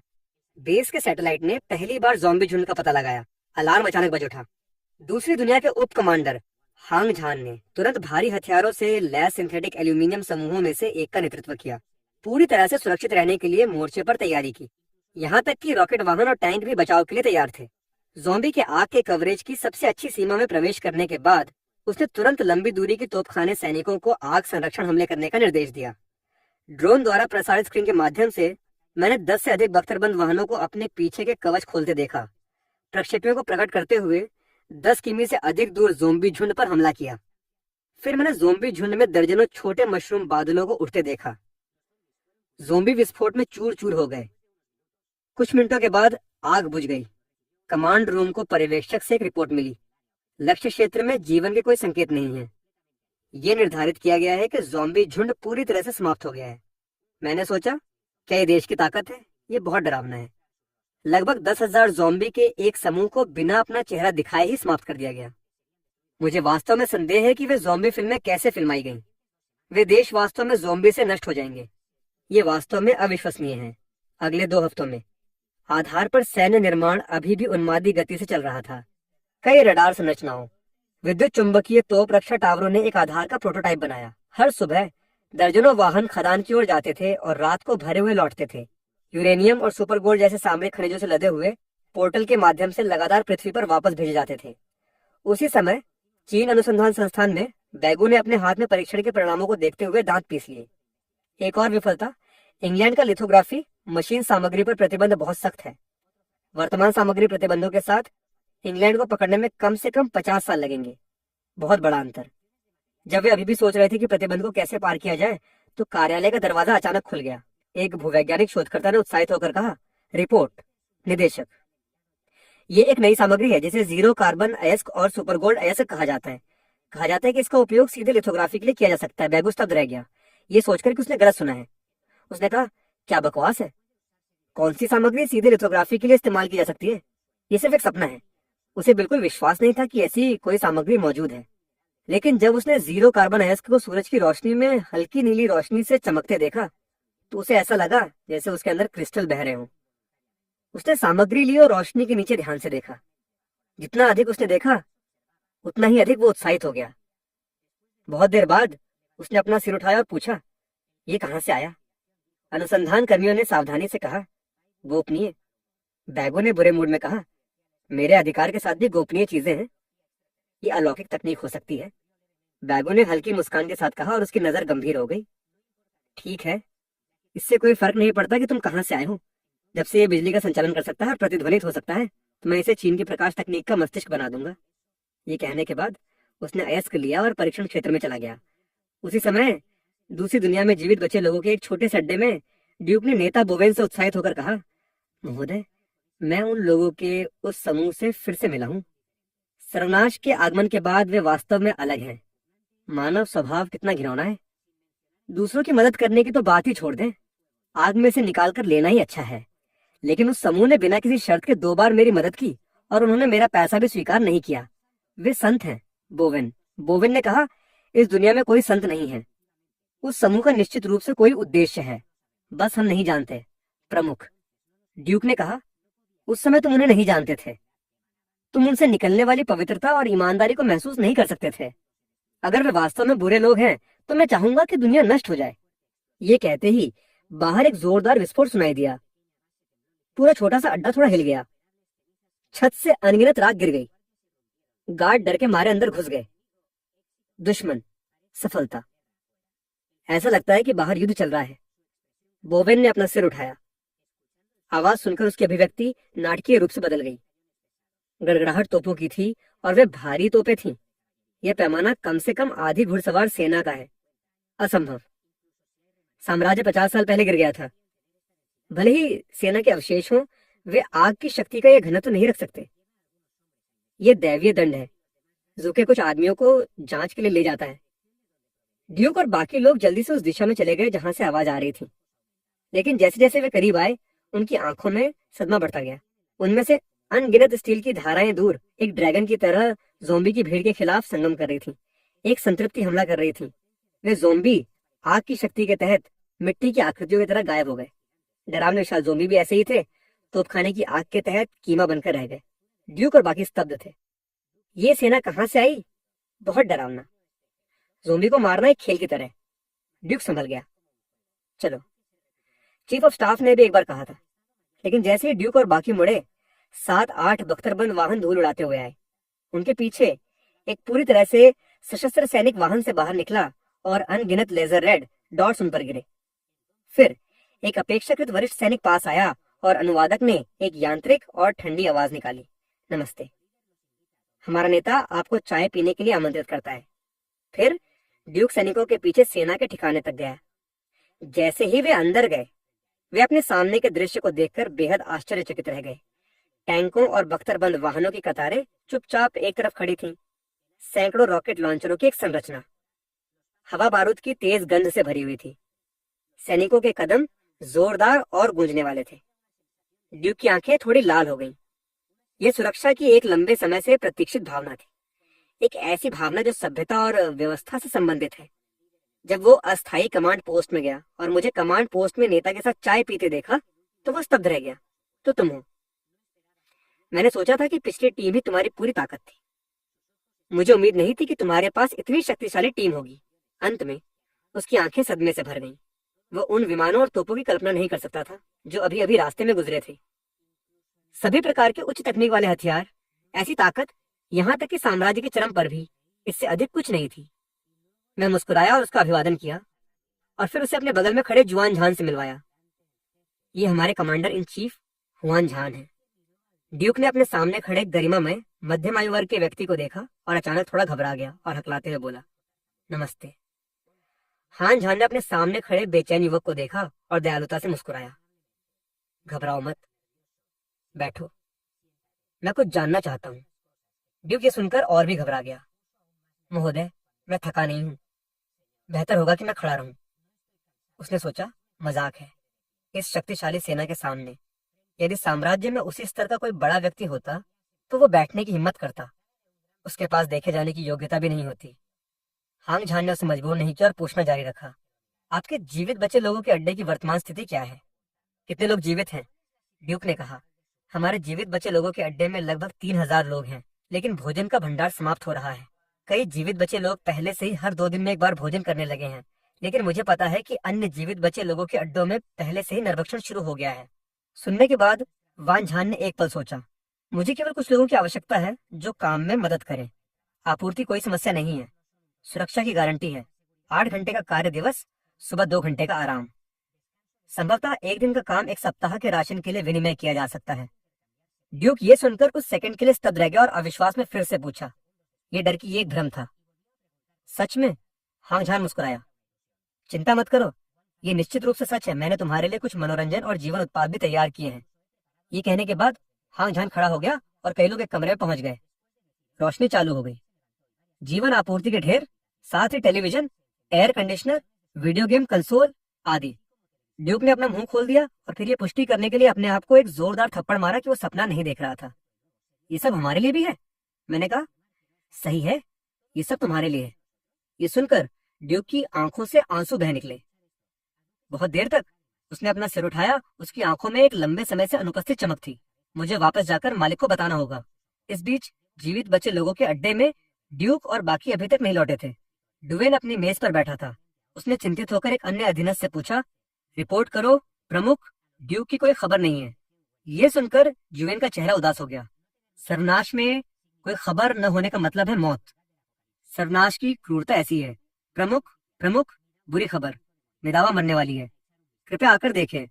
लगभग 40 वर्ष की एक मध्यम आयु वर्ग की महिला, जिसका चेहरा घबराहट से भरा था, अंदर घुसी। जल्द ही सभी एक तात्कालिक अलगाव कक्ष में पहुंच गए। जैसे ही वे अंदर गए, उन्हें एक नम, दमघोंटू और बासी गंध आई। जमीन पर पुआल की चटाई पर लगभग 10 साल की एक लड़की लेटी हुई थी। उसकी पिंडली मोटे कपड़े की पट्टियों में लिपटी हुई थी, लेकिन उसमें से काला खून पहले ही रिस चुका था। यदि ध्यान से सूंघा जाए तो सड़न की गंध अभी भी आ सकती थी। एक नजर में जुवेन जानता था कि लड़की के बचने की कोई उम्मीद नहीं थी। वो पहले से ही गहराई से संक्रमित थी। दवाओं की कमी वाले इस सर्वनाश में ये मौत की सजा थी। तुरंत बाद जुवेन ने माँ की ओर चुपचाप से हिलाया। जो होना है होने दो। ये सुनकर माँ ने न तो चिल्लाया और न ही शोर मचाया। वो बस पास आई और अपनी बेटी के गाल को छुआ, आंसू बहाती हुई, जो वो रोक नहीं सकती थी। जुवेन का भी गला रुंध गया। उसने अपनी जेब से आज के भोजन का अपना राशन निकाला और जमीन पर रख दिया। वो चुपचाप चला गया। वो पूरे अड्डे के सबसे ऊंचे स्थान पर लौट आया। बिना किसी निश्चित दिशा के उस अड्डे को देख रहा था जो ढहने वाला था। कोई दवा नहीं, कोई भोजन नहीं, बाहर पानी नहीं है। डरावने ज़ॉम्बी हैं। अब और बर्दाश्त नहीं किया जा सकता। जब वो विचार कर रहा था कि क्या उसे इसे भंग कर देना चाहिए, तो उसने अपने पीछे तेज कदमों की आवाज सुनी। मुड़कर उसने पाया कि वो ड्यूक था जो गायब हो गया था। वो कुछ कहने ही वाला था कि उसने ड्यूक को उत्साह से कहते देखा, भाई, हम बच गए। सच में हम बच गए, जुवेन ने कहा। कैसे बच गए? ड्यूक ने कहा। क्या मैंने तुमसे पहले नहीं कहा था कि लोगों का एक समूह था जो मुझे मुफ्त में पानी और भोजन देता था? अब उनकी मुख्य सैन्य बल आ गई है। हजारों लोग हैं। पहले जोम्बी पर बमबारी करने वाला उपकरण उनका समूह था। उनकी भारी आग की शक्ति भी अत्यधिक है। टैंकों और बख्तरबंद वाहनों की कतारें कम से कम 1,000। हेलीकॉप्टर, रॉकेट लॉन्चर आदि भी हैं, और उनके पास प्रचुर मात्रा में आपूर्ति है। वे श्रम के बदले आपूर्ति का आदान प्रदान करना चाहते हैं। 8 घंटे का कार्य दिवस, सुबह 2 घंटे का आराम। जुवेन ने कहा, सच में? क्या मैं तुमसे झूठ बोलूंगा? मैं लोगों को वहां ले गया ताकि वे उन्हें निचोड़े और सुखा दें। ड्यूक ने प्रमुख के संदेह को सुनकर तुरंत एक इशारे के साथ उत्तर दिया कि यह असंभव था। वे सभ्य लोग हैं, बेकार मानवता आशाहीन है और उनकी ताकत 100% है। उन्होंने व्यक्त किया कि वे वास्तव में मदद करने के लिए हैं। हमारे पास कोई दूसरा रास्ता भी नहीं है। जुवेन चुप हो गया। ड्यूक सही था। यदि दूसरे पक्ष के पास वास्तव में ऐसी शक्ति है, तो हमारे विश्वास करने या अनकरने की कोई आवश्यकता नहीं है। इसलिए अपने विचारों को स्पष्ट करने के बाद उसने तुरंत एक निर्णय लिया। साथियों, सभी तुरंत इकट्ठा हो जाएं। सभी खोज दल तुरंत अड्डे पर लौट आएं। हम स्थानांतरित हो रहे हैं। आदेश देने के बाद जुवेन ने कहा। तिरपाल तंबू, टिन के घरों, पुआल के घरों से लोग, जब उन्होंने 8 घंटे के कार्य दिवस के शब्द सुने तो बाहर निकलने लगे। सुबह 2 घंटे का आराम। सभी ने सोचा कि उन्होंने गलत सुना है। क्या मजाक है? ये पहले से ही सर्वनाश है और अभी भी इस तरह के लाभ हो सकते हैं। सर्वनाश से पहले भी ये लाभ नहीं थे। रात 10 बजे काम से बाहर निकलना ही अच्छा है। नीचे से संदेह की आवाजें सुनकर जुवेन नाराज नहीं हुआ। मुझे पता है कि मैं जो कह रहा हूँ वो एक सपने जैसा लगता है। तुम्हारी आंखों में ये असंभव है, लेकिन ये सच है। ड्यूक ने इसे अपनी आंखों से देखा। वे एक वास्तविक सेना है। साम्राज्य के अवशेष नहीं, उनके पास खुफिया जानकारी है। उनके पास आग की शक्ति है। उनके पास भोजन है और सबसे मूल्यवान, उनके पास दवाएं हैं। जो लोग मुझ पर विश्वास करना चाहते हैं, वे मेरा पीछा करें। ये कहने के बाद जुवेन ने अपना हथियार उठाया और बाहर चला गया। ड्यूक उसके पीछे हो लिया। फिर तीसरा, चौथा, 5वां, 10वां, 100वां, 1000वां। पूरे जीवित बचे लोगों के अड्डे में लगभग हर कोई उसके पीछे हो लिया। 2 घंटे बाद जीवित बचे लोगों का समूह उस आधार पर पहुंच गया जो लैंसिन ने इस दुनिया में बनाया था। जब उन्होंने टैंकों और बख्तरबंद वाहनों की कतारें और कड़े अनुशासन वाली एक सेना देखी तो सभी स्तब्ध रह गए। विशेष रूप से टीम में उन बीमार लोगों को देखकर जिनकी डॉक्टरों द्वारा मदद और इंजेक्शन लगाए जा रहे थे। दवाओं के उनके घावों को साफ करने के बाद सबकी आंखें लाल हो गईं। पहली बार यह एहसास हुआ कि इस दुनिया में सभ्यता वास्तव में अभी भी मौजूद है। फिर इनमें से बाकी लोगों को प्रभारी सैनिकों द्वारा एक पुनर्वास क्षेत्र में ले जाया गया। उन्होंने साफ सुथरे घरों की कतारें देखी। अंदर जाने पर सभी सुविधाएं उपलब्ध थी। Water heater, television, air conditioning और यहाँ तक कि गेम कंसोल भी थे। नहीं, नहीं, नहीं, मैं सपना नहीं देख रहा हूँ। मुझे जल्दी से एक थप्पड़ मारो। मुझे देखने दो कि क्या मैं सपना देख रहा हूँ। जुवेन भी वैसा ही था।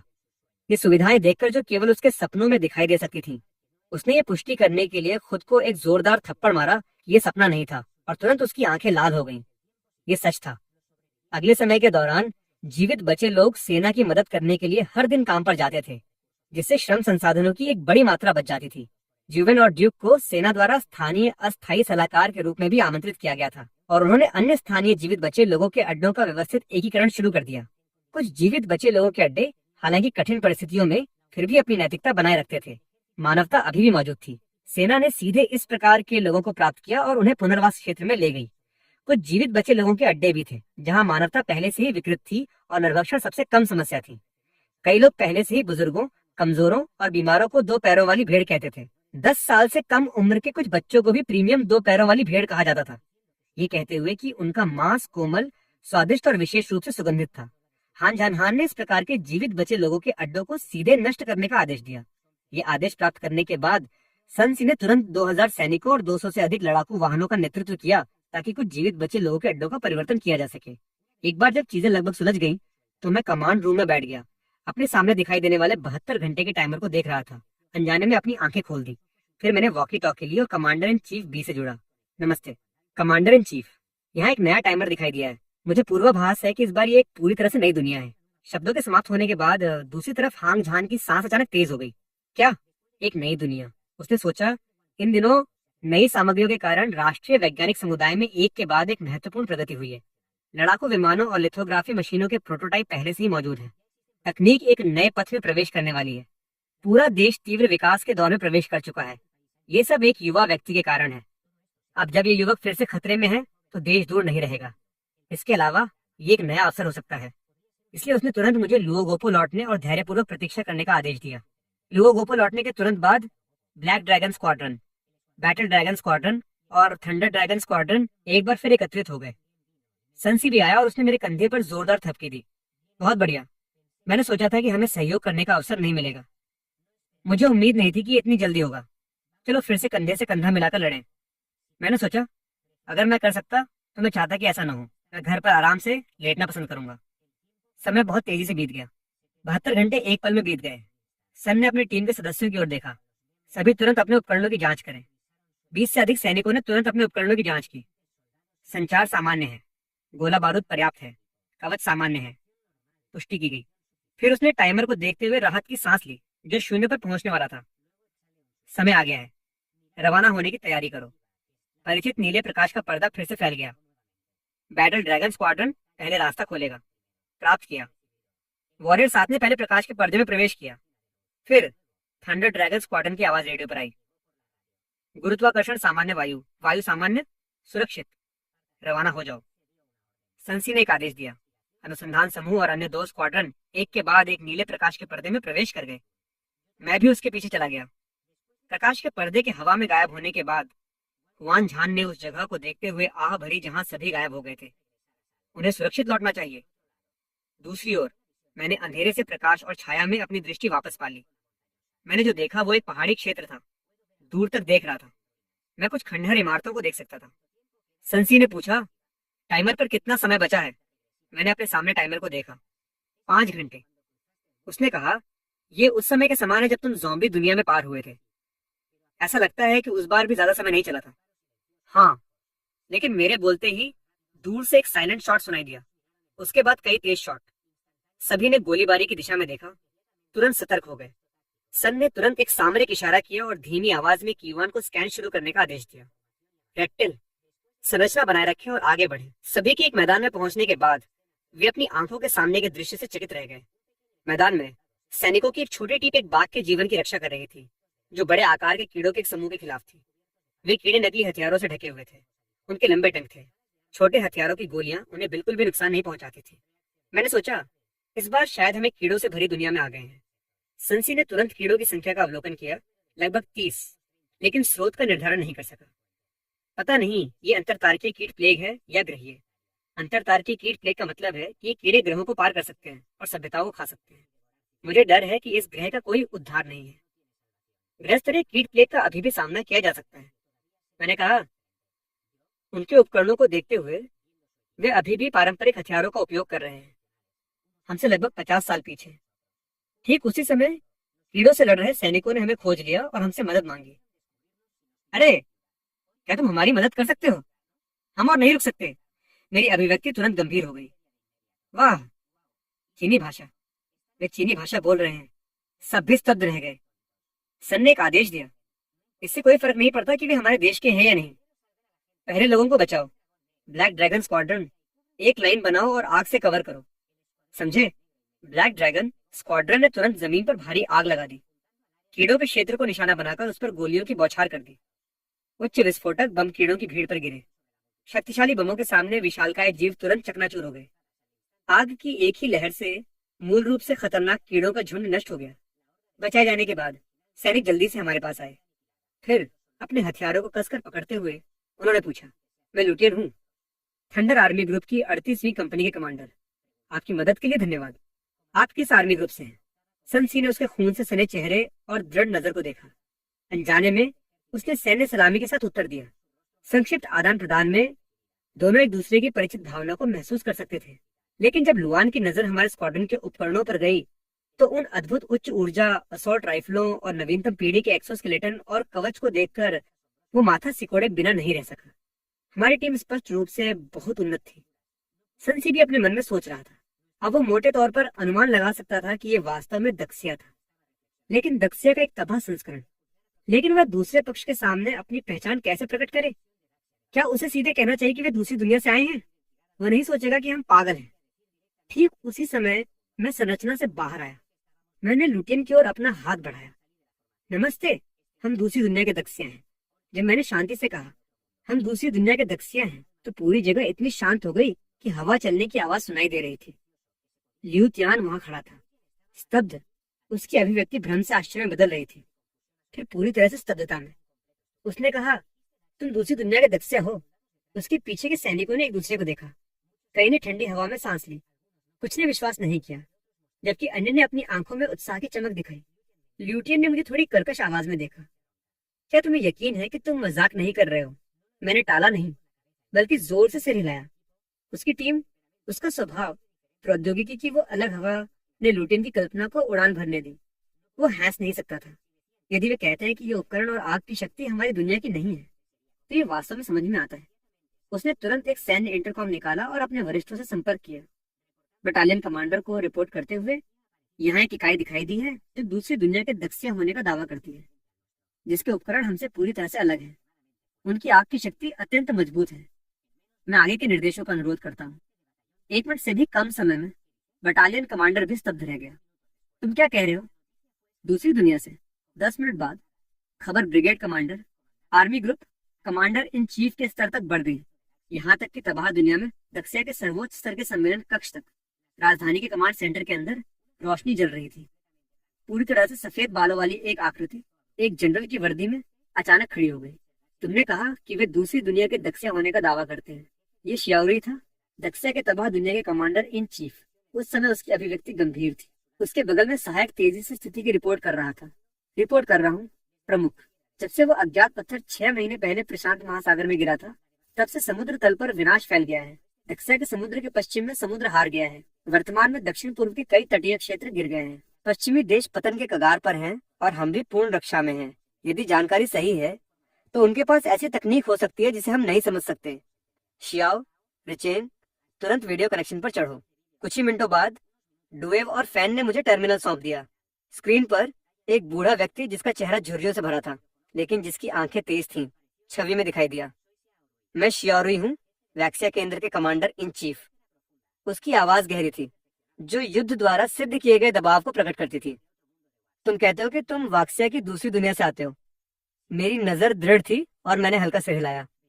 हाँ, मेरा नाम चेनमो है। हम वास्तव में दूसरी दुनिया से आते हैं, एक वाक्सिया जो तुम्हारे समान है, लेकिन बिना किसी बड़ी तबाही के। पूरा सम्मेलन कक्ष शांत हो गया। शियाओरी ने स्क्रीन को देखा, चेनमो को, बहुत देर तक। सलाहकारों ने जल्दी से पहचान के परिणाम प्राप्त किए। कमांडर, दूसरे पक्ष के कर्मियों के चेहरे, आइरिस और फिंगरप्रिंट हमारे डेटाबेस में नहीं पाए जाते हैं।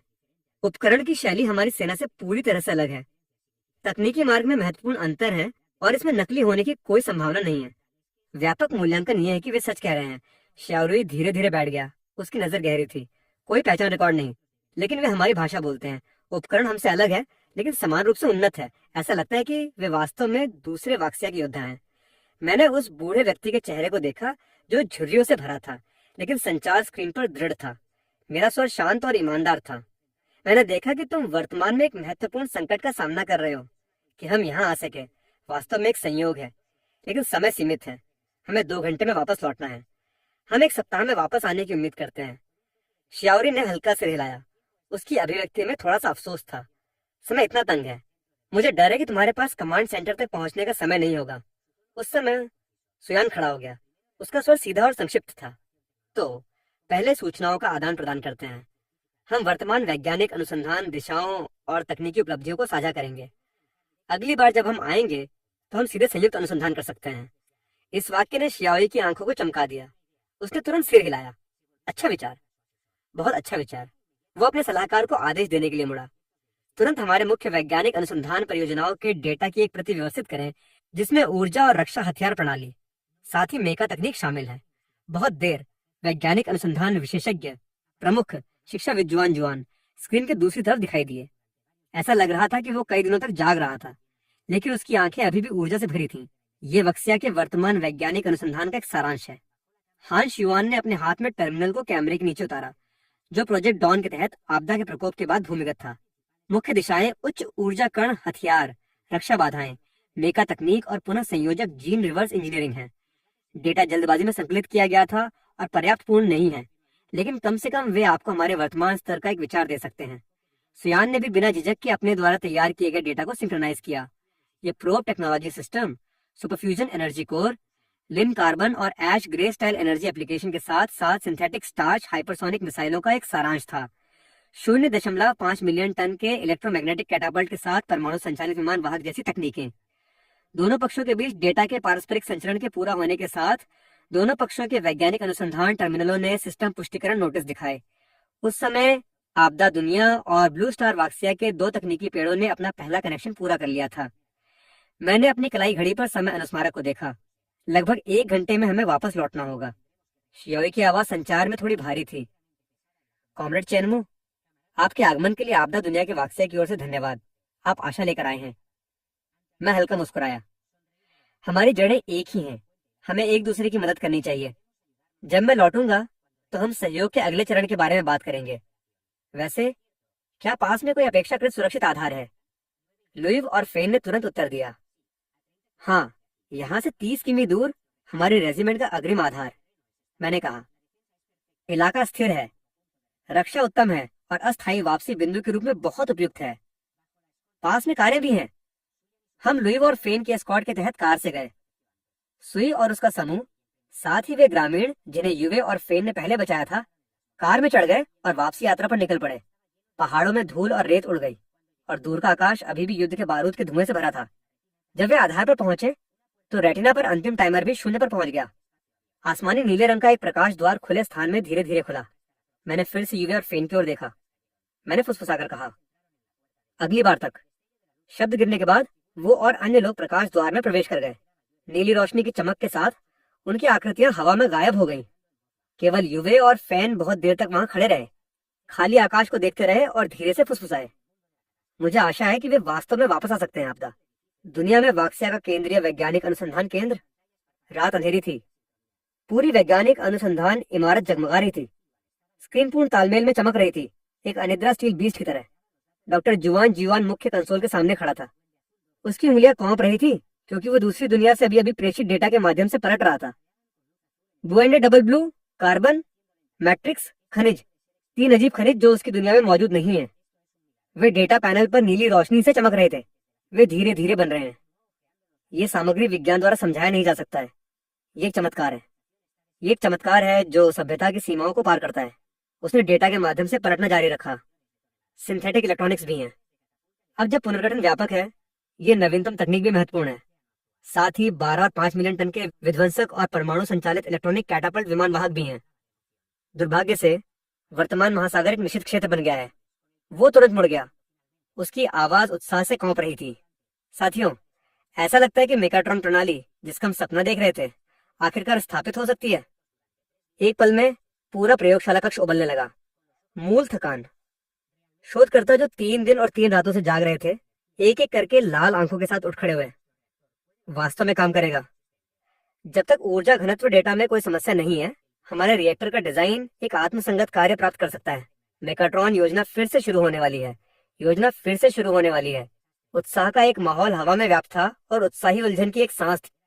तबाह दुनिया में बार बार उन्होंने कल्पना की थी, यदि वे मेकाट्रॉन की एक सच्ची सेना रख सकते थे तो शायद वे घेराबंदी में मानवता के लिए जीवन की एक दरार खोल सकते थे। उसी समय ब्लू स्टार के सुयान अनुसंधान केंद्र की होलोग्राफिक टेबल के सामने बैठे थे। एक केंद्रित नजर के साथ उसकी उंगलियां दूसरी दुनिया से प्रेषित वैज्ञानिक अनुसंधान डेटा में तेजी से हेरफेर कर रही थीं। ये धीरे धीरे विकसित हो रहा था। जब उसने मेकाट्रॉन प्रायोगिक प्रणाली नामक एक दस्तावेज देखा तो उसकी पुतलियां अचानक सिकुड़ गईं। वास्तव में उन्होंने पहले से ही मेकाट्रॉन की एक पूर्ण सैद्धांतिक प्रणाली विकसित कर ली है। उसने जल्दी से दस्तावेज के सैकड़ों पृष्ठों को स्कैन किया। उसके दिल की धड़कन ने कंप्यूटर की आवाज को लगभग डुबो दिया था। कवच सामग्री, यांत्रिकी, हाइड्रोलिक्स, यांत्रिक संचरण, तंत्रिका सिंक्रोनाइजेशन इंटरफेस, सब कुछ उपलब्ध है। वो बिना उठे नहीं रह सकता था। उसकी सेंसें तेज थी। एकमात्र बाधा ऊर्जा है। ऊर्जा घनत्व बहुत कम है। मेगाट्रॉन केवल 5 मिनट का युद्ध बनाए रख सकता है। अगले ही सेकंड उसने मेज पर जोर से मुक्का मारा और हंसने लगा। ये एकदम सही है। ये हमारी ताकत है। उसकी आंखें लंबे समय से खोए हुए जुनून के साथ फिर से जल उठी। यदि हम युडवांडर डबल ब्लू घटकों big change micro reactor core का उपयोग करते हैं तो आध्यात्मिक कार्बन मैट्रिक्स खनिज के क्वांटम चालन गुणों के साथ उसका मेगाट्रॉन अब 5 मिनट का खिलौना नहीं होगा, बल्कि एक स्टील जायंट होगा जिसे युद्ध में उपयोग करने का प्रयास किया जा सकता है। जैसे ही उसने होलोग्राफिक स्क्रीन पर विचार रिकॉर्ड किया, उसने अपने आप से फुसफुसाया, उसके पास संरचना नहीं है, हमारे पास ऊर्जा है। उसके पास युद्ध प्रणाली नहीं है, हमारे पास सामग्री है। जब दोनों दुनियाओं की तकनीक एक साथ आती है तो मेगाट्रॉन का वास्तविक युग खुल जाएगा। स्क्रीन पर दो सभ्यताओं के तकनीकी पेड़ समानांतर में तैनात हैं, धीरे धीरे ओवरलैप हो रहे हैं और एक दूसरे के पूरक हैं। एक नई टिप्पणी केंद्र में तैर रही है। सीमा पार संयुक्त परियोजना, कोडनेम दो दुनियाओं की संयुक्त मेगाट्रॉन परियोजना। उसने हल्का सिर उठाया। उसकी आंखें नीली रोशनी से चमक रही थीं। वे इस बिंदु तक केवल बुद्धि से नहीं पहुंच सकते हैं, बल्कि उस अदम्य इच्छा शक्ति के साथ भी जो विलुप्त होने के करीब है। उसने डेटा के माध्यम से पलटा और विश्व वैज्ञानिक अनुसंधान रिपोर्ट के तल पर एक नोट देखा। ताकत टंगस्टन स्टील की तुलना में 10 गुना है। कठोरता चरम स्थितियों में अपरिवर्तित रह सकती है। उसने धीरे से उच्चारण किया। उसके चेहरे पर सच्ची प्रशंसा दिखाई दी। कोई आश्चर्य नहीं कि वे मेगाट्रॉन प्रणाली का समर्थन कर सकते हैं। इस दुनिया में आपदा ने भी अपने स्वयं के चमत्कारों को परिष्कृत किया है। उसी समय मेरी तरफ टाइमर भी रीसेट हो गया था। रेटिना पर कर्सर एक ठंडी नीली रोशनी से चमक रहा था। 15 दिनों की उल्टी गिनती। उसने गहरी सांस ली। उसके दिल में यह पहले से ही स्पष्ट था कि इस बार वे न केवल अन्वेषण का सामना कर रहे थे, बल्कि बचाव का भी सामना कर रहे थे। एशिया के केंद्रीय बिंदु के संचालन सम्मेलन कक्ष में वातावरण अभूतपूर्व रूप से उदास था।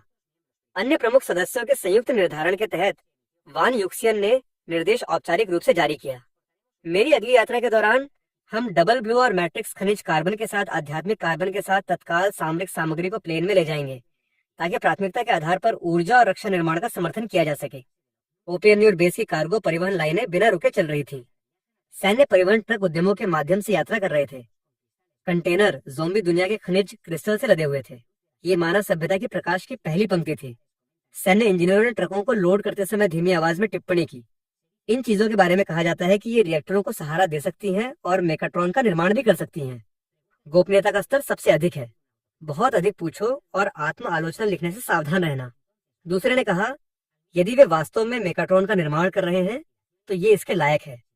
उसी समय दासिया के प्रमुख अनुसंधान संस्थानों और प्रमुख विश्वविद्यालयों को भी राज्य गुप्त परियोजना सूचना पैकेट प्राप्त हुए। दस्तावेज का शीर्षक स्पष्ट रूप से कहता है, मेगाट्रॉन इंजीनियरिंग सिस्टम का संयुक्त प्रायोगिक संस्करण। हालांकि किसी भी दस्तावेज में उनके मूल का उल्लेख नहीं है। लॉन्क्यू institute of high energy mechanics में रोबोटिक्स के क्षेत्र में एक टाइटन स्तरीय शिक्षाविद प्रयोग मेज के सामने बैठा था। उस सैकड़ों पृष्ठों के दस्तावेज को देख रहा था। पहले तो वो केवल आकस्मिक रूप से देख रहा था, लेकिन जब उसने हाइड्रोलिक मैकेनिकल ट्रांसमिशन जोड़ संरचना, नियंत्रण प्रणाली के तांबे तंत्रिका सिंक्रोनस फीडबैक के बारे में उन डिजाइनों को देखा तो वो पूरी तरह से स्तब्ध रह गया। उसने अपने चश्मे को समायोजित करते हुए अपने आप से फुसफुसाया। उसकी उंगलियां भी थोड़ी कांप रही थीं। ये सिद्धांत बहुत शक्तिशाली है। ये विद्युत यांत्रिक नियंत्रण के बारे में हमारे वर्तमान सोचने के तरीके को पूरी तरह से उलट देता है। जब उसने केंद्रीय कवच सामग्री पर अंतिम पृष्ठ देखा तो उसने कोर स्टार धातु को देखकर और अधिक माथा सिकोड़ लिया। हमने यहाँ कभी कोर स्टार धातु के बारे में नहीं सुना है। क्या ये सामग्री एक सैद्धांतिक और काल्पनिक पदार्थ हो सकती है? उसने पलटना जारी रखा और पाया कि पूरी सामग्री अत्यंत कठोर और त्रुटिहीन थी। भले ही मूल सामग्री अज्ञात हो, फिर भी पूरी प्रणाली वैज्ञानिक रूप से आत्मसंगत है। थोड़ा विचार करने के बाद उसे अचानक एहसास हुआ कि ऊर्जा प्रणाली की कमी इस प्रणाली की एकमात्र कमजोरी है। लेकिन यदि ऊर्जा घनत्व को पूरा करने के लिए ऐश स्टोन, डबल ब्लू गोल्ड और 0 कार्बन मदर अयस्क का उपयोग किया जाता है तो ये पूरी तरह से संभव है। ये वास्तव में एकदम सही है। उसने तुरंत एक चंचल मुस्कान दिखाई। क्या ये हो सकता है कि उन्होंने वास्तव में चंद्रमा के अंधेरे पक्ष पर अलौकिक तकनीक खोद ली हो?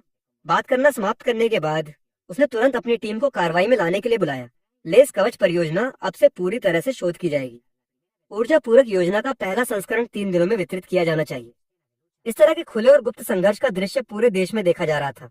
वैज्ञानिक अनुसंधान संस्थान, इंजीनियरिंग प्रयोगशालाएं, सैन्य कारखाने, शीर्ष प्रतिभाओं का एक समूह लेस कवच के अनुसंधान और विकास परियोजना में शामिल हो गया। दिन रात सफलता के लिए काम कर रहा था और सभी शोध परिणाम और सफलताएं पहले अवसर पर सुयान को सारांशित की जाएंगी। सुयान वैज्ञानिक अनुसंधान केंद्र के कांच के गलियारे के सामने खड़ा था। खिड़की के बाहर चमकती रोशनी को देख रहा था। उसके होठों के कोने थोड़े मुड़े हुए थे। दो दुनियाओं के तकनीकी पेड़ विलय हो रहे हैं, उसने फुसफुसाया। लेस योजना की सच्ची स्टील डॉन शुरू हो गई है। यात्रा के लिए महत्वपूर्ण समय आखिरकार आ गया था। मॉर्निंग रिसर्च इंस्टीट्यूट अभी भी कोहरे में लिपटा हुआ था। सेनमिंगी ने अभी अभी रात भर की गणना समाप्त की थी और चाय का एक कप बनाने ही वाला था कि उसने दरवाजे के बाहर तेज कदमों की आवाज सुनी। गहरे रंग के रेनकोट और विशेष बैज पहने सुरक्षा कार्यालय के कई लोग दरवाजे से अंदर आए। नेता की अभिव्यक्ति गंभीर थी, लेकिन स्वर विशेष रूप से सख्त था। डॉक्टर सेन, विद्युत, यांत्रिक नियंत्रण और मानव मशीन एकीकरण के क्षेत्र में आपका शोध पूरे देश में अद्वितीय है। अब देश के पास एक अत्यंत महत्वपूर्ण कार्य है जिसका नेतृत्व करने के लिए आपकी आवश्यकता है। लेकिन मुझे पहले से समझाना होगा कि कार्य खतरनाक है और गोपनीयता का स्तर अत्यंत उच्च है। एक बार जब आप इसे स्वीकार कर लेंगे तो संभव है कि आपको लंबे समय के लिए जनता के सामने से गायब होना पड़े। सेनमिंगी थोड़ा आश्चर्यचकित हुआ। जब से वो छोटा था तब से लेकर बूढ़ा होने तक उसने हमेशा उस तरह की परियोजना में भाग लेने की इच्छा की थी जो समय बदल देगी। इस समय उसे एहसास हुआ कि ये उस तरह का अवसर था। उसने संकोच नहीं किया। मैं तैयार हूँ। जिस क्षण उसने गोपनीयता समझौते पर हस्ताक्षर किए उसे थोड़ा उत्साह महसूस हुआ। कागज पर कलम के गिरने की आवाज ने भाग्य में एक महत्वपूर्ण मोड़ की घोषणा की। तुरंत बाद उसे एक बंद सम्मेलन कक्ष में ले जाया गया। सुरक्षा कार्यालय के विशेष टास्क फोर्स के प्रमुख ने उसे एक अति गुप्त दस्तावेज सौंपा। सेनमिंगी ने इसे खोला और पहली पंक्ति के शब्दों ने उसे पूरी तरह से स्तब्ध कर दिया। परियोजना स्रोत विश्व भवन 1, लक्ष्य संयुक्त लेस योजना। विश्व भवन 1। वो बिना दोहराए नहीं रह सका। उसकी आवाज भी थोड़ी कौंप रही थी। दस्तावेज में आपदा दुनिया की जानकारी, यात्रा योजना और दोनों पक्षों के बीच तकनीकी संलयन की प्रगति को विस्तार से दर्ज किया गया था। जैसे जैसे रातें बीतती गईं, सेनमिंगी का सदमा धीरे धीरे उत्साह में बदल गया। तो ऐसा है, लेस योजना की यह प्रणाली कहीं से नहीं आई, बल्कि एक अन्य इमारत के हताश संघर्ष का परिणाम है। सुरक्षा कार्यालय के प्रमुख ने सिर हिलाया। ये सही है, वे अब एक आपदा संकट में हैं। कमांड सेंटर ने एक छोटी प्रौद्योगिकी टीम भेजने का फैसला किया है, जिसका नेतृत्व आप एक जिम्मेदार व्यक्ति के रूप में करेंगे। आप शियाओ चेन के साथ आपदा विमान में यात्रा करेंगे और वहां की इमारत के साथ संयुक्त रूप से लेस योजना प्रणाली विकसित करेंगे। सेनमिंगी कुछ सेकंड के लिए चुप रहा। अपने हाथ में इमारत के कमांड सेंटर की मुहर वाले लाल दस्तावेज को देखा। एक लंबे समय से प्रतीक्षित गर्म भावना उसके दिल में उठी। अपने जीवन में दो दुनियाओं की तकनीक को कंधे से कंधा मिलाकर देखना जीवन भर का सम्मान है। उसने अपनी पीठ सीधी की और उसकी नजर दृढ़ हो गई। उस दोपहर एक सैन्य हेलीकॉप्टर उस अनुसंधान संस्थान की इमारत पर उतरा जहां वो काम करता था। रोटर के कारण हुई हवा ने उसके सफेद बालों को बिखेर दिया। उसने पीछे मुड़कर उस प्रयोगशाला को देखा जो उसके साथ दशकों से थी, युवावस्था से लेकर बुढ़ापे तक। थोड़ी देर बाद वो एक सैन्य हवाई अड्डे पर गया और फिर लुओगुपो बेस के लिए एक सैन्य विमान में चढ़ गया। लुओगुपो बेस का रात का दृश्य ठंडा था। साफ आसमान विशाल और असीम था। हवा से उड़ती रेत परीक्षण क्षेत्र से दूर से आ रही थी, जो एक ठंडी और शुष्क अनुभूति लेकर आ रही थी। मैं यार्ड में चला गया। मेरे कदम धीमे थे और मेरे विचार भारी थे। यात्रा के लिए उल्टी गिनती अंतिम चरण में प्रवेश कर चुकी थी, लेकिन मेरे दिल में कोई राहत नहीं थी। अचानक मेरे पीछे एक परिचित आवाज आई। तुम किसी बात को लेकर परेशान लग रहे हो। मैं मुड़ा। वो इंसिनू था। उसने अभी भी अपना सफेद शोध कोट पहना हुआ था। रात की हवा उसके लंबे बालों को धीरे से हिला रही थी। मैं कड़वाहट से मुस्कुराया। आखिरी दुनिया ज़ोंबी की दुनिया थी। हालांकि ये संकटों से भरी थी, फिर भी मैं उस तरह की निराशा का सामना कर सकता था। लेकिन इस बार ये अलग है। मैंने रात के आकाश में देखा। मेरी आंखों में तारों के प्रकाश के बिंदु प्रतिबिंबित हो रहे थे। वहां हमारी तरह ही एक इमारत है, एक ही भाषा, एक ही खून, एक ही झंडा। उन्हें आपदा द्वारा निगलते देखना मेरा दिल बिल्कुल ठीक महसूस नहीं करता। मैंने एक विराम लिया और मेरी आवाज धीमी हो गई। सुयान सही कह रही है। यदि आपदा वास्तव में एक अंतर तारकीय बुद्धिमान प्राणी है, तो चाहे हम कितनी भी कोशिश कर लें, शायद ये केवल एक बूंद समुद्र के बराबर है। शायद इस बार हम किसी ऐसी चीज का सामना कर रहे हैं जो अजेय है। रात की हवा ने मेरे पैरों पर रेत उड़ा दी। मेरे स्वर में एक दबी हुई थकान थी। इंसिनू चुपचाप उसे देखता रहा। एक पल बाद उसने धीमी आवाज में कहा, यह व्यर्थ नहीं है। मैंने उसकी आंखों में देखने के लिए अपना सिर उठाया। इनू की नजर बहुत उज्जवल थी। रात के आकाश में सबसे स्थिर तारे को देख रही थी। भाग्य मनुष्य के हाथ में है, ये कोई नारा नहीं है। भले ही अंतिम परिणाम विफलता हो, प्रयास की प्रक्रिया ही सार्थक है। वो हल्की मुस्कान के साथ बोली। इसके अलावा, चूंकि वे हमारे समान मूल के हैं, उन्हें भी हमारी भावना विरासत में मिली होगी। आत्मनिर्भरता और कभी सिर न झुकाने की भावना। ये ऐसी चीज है जो खून में अंकित है। मैं कुछ सेकंड के लिए स्तब्ध रह गया और अंत में मेरे होठों के कोने पर एक लंबे समय से प्रतीक्षित मुस्कान दिखाई दी। तुम सही कह रहे हो। चाहे आगे का रास्ता कितना भी अंधेरा क्यों न हो, हमें वो प्रकाश होना चाहिए। कम से कम उन्हें ये देखने के लिए कि दूसरी दुनिया में एक और इमारत है जो उनके साथ कंधे से कंधा मिलाकर खड़ी है। इंसिनो ने हल्का सिर हिलाया। हवा उसके बालों से बह गई। उस समय उसकी मुस्कान गर्म थी। यात्रा का क्षण करीब आ रहा था। लूपो के भूमिगत आइसोलेशन कैप्सूल के अंदर सब कुछ अंतिम उल्टी गिनती में प्रवेश कर चुका था। कॉकपिट के अंदर की रोशनी एक ठंडी सफेद रोशनी से चमक रही थी। हवा एक स्पंदनशील तनाव से भरी हुई थी। मैंने अपनी रेटिना पर उल्टी गिनती को देखा। संख्याओं की वो श्रृंखला परावर्तित नीली रोशनी में एक धड़कते दिल की तरह लग रही थी। सभी कर्मचारी तैयारी की स्थिति में प्रवेश करते हैं। संसी ने गूंजती और शक्तिशाली आवाज के साथ एक आदेश दिया। War fox squadron, blazing flame squadron, thunder squadron. इस समय इमारत की 3 सबसे मजबूत विशेष बलों के स्क्वाड्रन एकत्रित हो गए थे। प्रत्येक सदस्य के कवच की सतह सामरिक पहचान प्रकाश से चमक रही थी। पावर एक्सोस्केलेटन एक कम गुनगुनाहट का उत्सर्जन कर रहा था। 100 टन के दर्जनों मुख्य युद्धक टैंक कैप्सूल के गलियारे में बड़े करीने से पंक्तिबद्ध थे। उनके बैरल आगे की ओर इशारा कर रहे थे। यात्रा के बाद गोली चलाने के लिए तैयार थे। पटरियों के जमीन को रगड़ने की आवाज गहरी और भारी थी, जैसे भूमिगत गड़गड़ाहट वाला युद्ध ड्रम। सुयान और सेनमिंगिया के नेतृत्व में वैज्ञानिक अनुसंधान टीम ने भी तैनाती पूरी कर ली थी। उनका काम भविष्य के कवच विकास के लिए समर्थन प्रदान करने के लिए आपदा दुनिया के वैज्ञानिक अनुसंधान कर्मियों के साथ जुड़ना था। सुयान ने मुझे शांति से देखा और गहरी सांस ली। इस बार हम न केवल आशा लाए हैं, बल्कि भविष्य भी लाए हैं। सेनमिंग ने धीरे से अपना चश्मा समायोजित किया। इस बार हम लेस कवच योजना पर पूरी एकाग्रता के साथ काम करेंगे। ये वास्तव में शुरू होने वाला है। मैंने सबको देखा और धीरे धीरे कहा, इस बार हम सिर्फ खोजकर्ता नहीं हैं, हम पृथ्वी के ज्ञाता भी हैं, जिससे दोनों दुनियाओं की तकनीक कंधे से कंधा मिलाकर चले, ताकि मानवता की चिंगारी किसी भी आपदा से न बुझे। उसी समय गंभीर रूप से प्रभावित दुनिया में एक अस्थायी सैन्य अड्डे में, एक प्रतिबंधित क्षेत्र में एक कठिन लड़ाई चल रही थी। कीड़ों की लहर एक काले समुद्र की तरह थी, क्षितिज से घनी रूप से आकर आकाश और पृथ्वी को ढक रही थी। वाईफेंग रक्षा पंक्ति के सामने खड़ा था। उसका कवच पहले से ही कीड़ों के खून से काला हो चुका था। आग कवरेज क्षेत्र, पहली और दूसरी पलटन, भारी आग लगाओ। उन उड़ने वाले कीड़ों को पास मत आने दो। कंपनी कमांडर, कीड़ों का हमला बहुत भयंकर है। साथियों, हम और नहीं रुक सकते। एक सैनिक जो घावों से ढका हुआ था आगे बढ़ा। जू फेंग ने अपने दांत पीसते हुए गर्जना की, भले ही हम नहीं रुक सकते, हमें आधार को रोकना होगा। भले ही एक भी व्यक्ति बचा हो, हम इसे कीड़ों के हाथों नहीं गिरने दे सकते। याद रखो जो शांत ने कहा था, वे यहाँ पूछने आएंगे। उसने तुरंत अपनी असॉल्ट राइफल उठाई और सबसे चिल्लाया, साथियों, वो व्यक्ति आधार पर है, आधार पर है, वो व्यक्ति आधार पर है, आधार पर है। वो ठंडी चीख बार बार गूंजती रही, तोपों की गर्जना के साथ घुल मिल गई।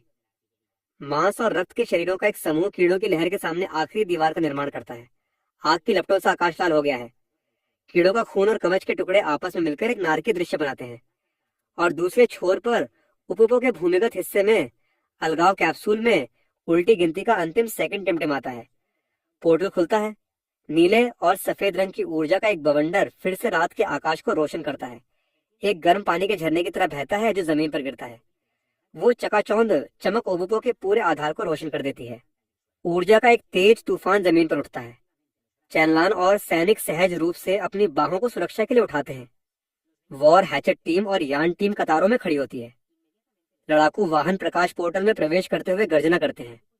तुरंत बाद गुसुयान, सेनमिंगिया और लड़ाकू वाहन के अंदर वैज्ञानिक अनुसंधान समूह के केंद्रीय सदस्य आते हैं। उनके पीछे आपूर्ति से लदे परिवहन वाहन तेजी से आगे बढ़ रहे हैं। डिब्बे में सर्पिल नीले जादूगर डिटेक्टरों के बक्से हैं। यह दुनिया भर में यात्रा करने की आशा है। नीले और सफेद रंग की ऊर्जा प्रकाश लहर इस समय लगभग सभी को पंगु बना देती है। हर कोई समझता है कि हर सेकंड समय के साथ एक दौड़ है। जल्दी करो, 30 सेकंड बचे हैं। आखिरी परिवहन वाहन की पिछली लाइटें प्रकाश पथ में गायब हो जाती हैं। पोर्टल की ऊर्जा अस्थिर होने लगती है। वेंट पानी की सतह की तरह चलता है। उल्टी गिनती 198 समाप्त होती है। चमक सिकुड़ने लगती है। हवा में एक गंभीर टकराव की आवाज फैलती है। तुरंत बाद पोर्टल फिर से बंद हो जाता है। केवल खाली हवा की आवाज और गर्म ऊर्जा अवशेषों का एक जमीन छोड़ जाता है। आधार थोड़ी देर के लिए चुप हो जाता है। सब अपनी सेंस से रोक लेते हैं, उस खालीपन को देखते हुए जो पहले ही बुझ चुका है। पश्चिमी युद्ध क्षेत्र के कमांडर हान युआन दूर के आश्रय के किनारे पर खड़े हैं। उसकी नजर लोहे की तरह गहरी है। वो धीरे धीरे अपनी सैन्य टोपी उतारता है और धीरे से फुसफुसाता है, उन्हें सुरक्षित लौटना चाहिए। 100 टाइप मुख्य युद्धक टैंक जिसमें मैं यात्रा कर रहा हूँ पोर्टल से बाहर निकलते ही गर्जना करता है। बहरा कर देने वाली तोपों की आग लगभग उसी समय स्थिति को डुबो देती है। हवा जले हुए धातु से भरी हुई है। जमीन को विस्फोट से उलटने की अनुमति नहीं है। अनगिनत भारी पैर आग में लुढ़कते हैं। अनंत ऊर्जा संचार की आवाज तेजी से आती है। सुरक्षा का ध्यान रखना, हम यहाँ भारी पैरों के हमले की चपेट में हैं। तुरंत बाद एक कर्कश लेकिन गूंजती आवाज चैनल को बाधित करती है। आखिरकार तुम आ गए। ये वाइलूव और फेन है, बटालियन कमांडर जो रक्षा पंक्ति के अग्रिम मोर्चे पर सख्त लड़ाई लड़ रहा है। लगभग सभी घायल हैं। कुछ खाने के कागज और खून की थैलियों में लिपटे हुए हैं, फिर भी गोला बारूद ले जा रहे हैं। कुछ एक हाथ से मशीन गन पकड़े हुए हैं, दूसरा हाथ खाली है, केवल एक पट्टी बची है।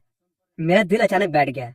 वो समझता है कि ये लोग इस सैन्य अड्डे की रक्षा करने का कारण जीत के लिए नहीं है, बल्कि उनके लिए एक सुरक्षित लैंडिंग स्थान छोड़ने के लिए है।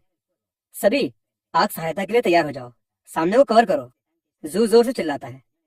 दर्जनों 100 टाइप टैंक एक साथ अपने बैरल समायोजित करते हैं। नियंत्रण प्रणाली जल्दी से लॉक हो जाती है। लक्ष्य बैरल का मुंह एक तारे की तरह लाल है। अगले ही सेकंड 120 मिमी के कवच भेदी और उच्च विस्फोटक प्रोजेक्टाइल के दसियों एक साथ बैरल से बाहर निकलते हैं, उल्काओं की तरह आकाश को काटते हुए और कीड़ों की लहर के केंद्र में गिरते हैं। विशाल झटके की लहर प्रोजेक्टाइल की चिंगारी उठाती है। पहाड़ों की तरह कीड़ों के वे झुंड लपटों में सोच रहे हैं। अंग और कृत्रिम अंग हवा में उड़ रहे हैं। मुख्य बंदूक का चार्ज पूरा हो गया है। गोली चलाना जारी रखो। तोपों की आवाज एक टुकड़े में जुड़ जाती है। मशीन गनों की आग के सैंप बह जाते हैं। कारतूस बारिश की तरह गिरते हैं। केवल 10 मिनट में मोर्चा फिर से स्थिर हो जाता है। कीड़ों की लहर आग के समुद्र में ढह जाती है और बिखर जाती है। भारी पैरों की अनगिनत लाशें पहाड़ों की तरह जमा हो जाती हैं। वायुफेन भारी टैंकों की उस पंक्ति को देखकर जोर जोर से हाँफता है। उसकी आंखें सदमे और कृतज्ञता से भरी हैं। बहुत बढ़िया, आखिरकार हमने कर दिखाया। लड़ाई के शांत होने के बाद वुफेन व्यक्तिगत रूप से आपूर्ति से भरे परिवहन वाहनों की उस पंक्ति को देखने के लिए आता है।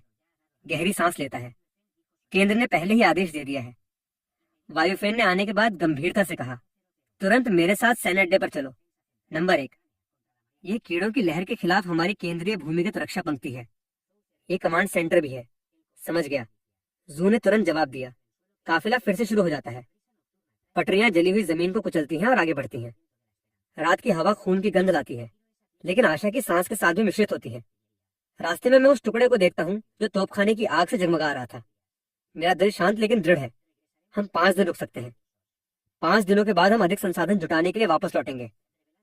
हम फिर से उनका समर्थन करने के लिए वापस आएंगे। वी फेन थकान प्रकट करते हुए सिर हिलाता है, लेकिन एक ईमानदार कृतज्ञता।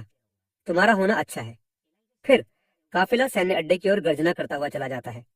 नंबर 1, रास्ते में हवा एक विशाल और उदास बारूद की गंध से भरी हुई थी।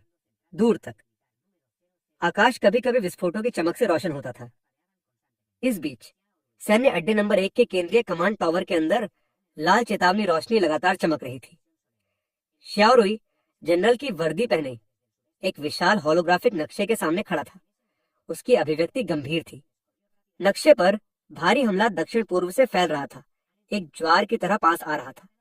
उस समय एक संचार अधिकारी तेजी से दौड़ता हुआ आया और सूचना दी, डॉकिंग सफलतापूर्वक पूरी हुई। वे इस विमान में प्रवेश कर चुके हैं। वे हमारे आधार के पास पहुंच रहे हैं। श्याओरुई ने सिर हिलाया। उसकी नजर इस बार प्रोब का ऊर्जा कोर, साथ ही डबल ब्लू, गोल्ड और मिस्टीरियस ग्रे स्टोन के बड़े परिवर्तन की स्थिरीकरण समीकरण। वान कर्मचारी के हाथ कांप रहे थे।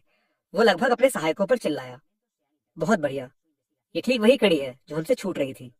हाल के दिनों में भारी पैदल सेना के बार बार हमलों ने औद्योगिक आपूर्ति लाइन को पूरी तरह से बाधित कर दिया है। प्रमुख सामग्रियों की कमी है और ऊर्जा अपर्याप्त है। प्रयोग रुक गए हैं। उनका शोध लगभग ठप हो गया है और अब दूसरी दुनिया से लाया गया डेटा स्वर्ग से आई एक जीवन रेखा से अधिक कुछ नहीं है। इस बार वैज्ञानिक अनुसंधान, इस बीच हमारा शोध। इस बीच तुरंत सभी मेका अनुसंधान टीमों को इकट्ठा करो। नई सामग्री सिद्धांत को लेस मेका रिएक्टर मॉडल में पेश करो। वान कर्मचारी के चेहरे पर थकान पूरी तरह से गायब हो गई थी, जिसकी जगह एक लंबे समय से अनुपस्थित उत्साह ने ले ली थी। उसने अपनी मुट्ठी बांध ली। उसकी आंखें चमक रही थीं। जब तक ये सत्यापन सफल होता है, हम लेस मेका को वास्तव में खड़ा कर सकते हैं। कमांड टावर की खिड़की के बाहर सुबह की रोशनी धीरे धीरे चमक रही थी। हवा ने झंडे को लहराया। झंडे पर परिचित लाल लपटें थीं जो सूरज की रोशनी में लहरा रही थीं। श्याओरी ने उस अंधेरे नोक को देखा, चाहे ये दुनिया हो या उसकी। दक्षिया ने कभी भाग्य के सामने सिर नहीं झुकाया। थोड़ी देर बाद मैं रक्षा पंक्तियों की परतों के माध्यम से गया और अंततः सैन्य अड्डे नंबर 1 पर पहुंच गया। ये अड्डा रेगिस्तान और स्टील के बीच की सीमा पर स्थित है। विमान भेदी तोपें, स्वचालित तोपें और स्वचालित मशीन नगनें कभी कभी आकाश में खड़ी हो जाती थीं। गश्ती ड्रोन उड़ रहे थे और अड्डे के मुख्य द्वार के सामने शियाओरुई, एक युद्ध कमांड परत से ढका हुआ, और डॉ वान, सफेद बालों वाले लेकिन ऊर्जावान, पहले से ही व्यक्तिगत रूप से प्रतीक्षा कर रहे थे। जैसे ही मैं कार से बाहर निकला, मैंने उन कठोर आंखों को देखा जो थकान से भरी थीं, लेकिन एक दृढ़ आशा से भी। सुयान और येनिंगी ने एक कदम आगे बढ़ाया और संक्षेप में झुके। कमांडर शियाओ, डॉक्टर जुआन, हम वो लेकर आए हैं जिसकी आपको तत्काल आवश्यकता है। आपूर्ति और नमूने कृपया देखें। सुयान ने अपना हाथ उठाया और अपने पीछे परिवहन ट्रक की ओर इशारा किया। ट्रक का डिब्बा धीरे धीरे खुला। रहस्यमय ग्रे पत्थर, डबल ब्लू क्रिस्टल और आध्यात्मिक कार्बन के व्यवस्थित ढेर, नीले, सफेद और चांदी के रंग के खनिज क्रिस्टल, वे रोशनी के नीचे एक सपनों जैसी रोशनी को प्रतिबिंबित कर रहे थे, जैसे मानव सभ्यता का दिल धड़क रहा हो। वाहन कर्मचारी स्तब्ध रह गया, फिर दोनों हाथों से तेजी से आगे बढ़ा। कांपते हाथों से रहस्यमय ग्रे पत्थर के उस टुकड़े को छुआ। यह ऊर्जा प्रतिक्रिया अद्भुत है, अविश्वसनीय। वास्तव में दुनिया में ऐसी रचनाएं। वो मुड़ा और सुयान और मिंगी के हाथों को पकड़ लिया। उसकी आंखें भावना और कृतज्ञता से भरी थीं। आप जो लाए हैं वो आशा है, उसने लगभग अधीरता से कहा। मुझे प्रयोग क्षेत्र में ले चलो। हम तुरंत परीक्षण शुरू करेंगे। ऊर्जा प्रतिक्रिया का समय सीमित है, 1 सेकंड भी बर्बाद नहीं किया जा सकता है।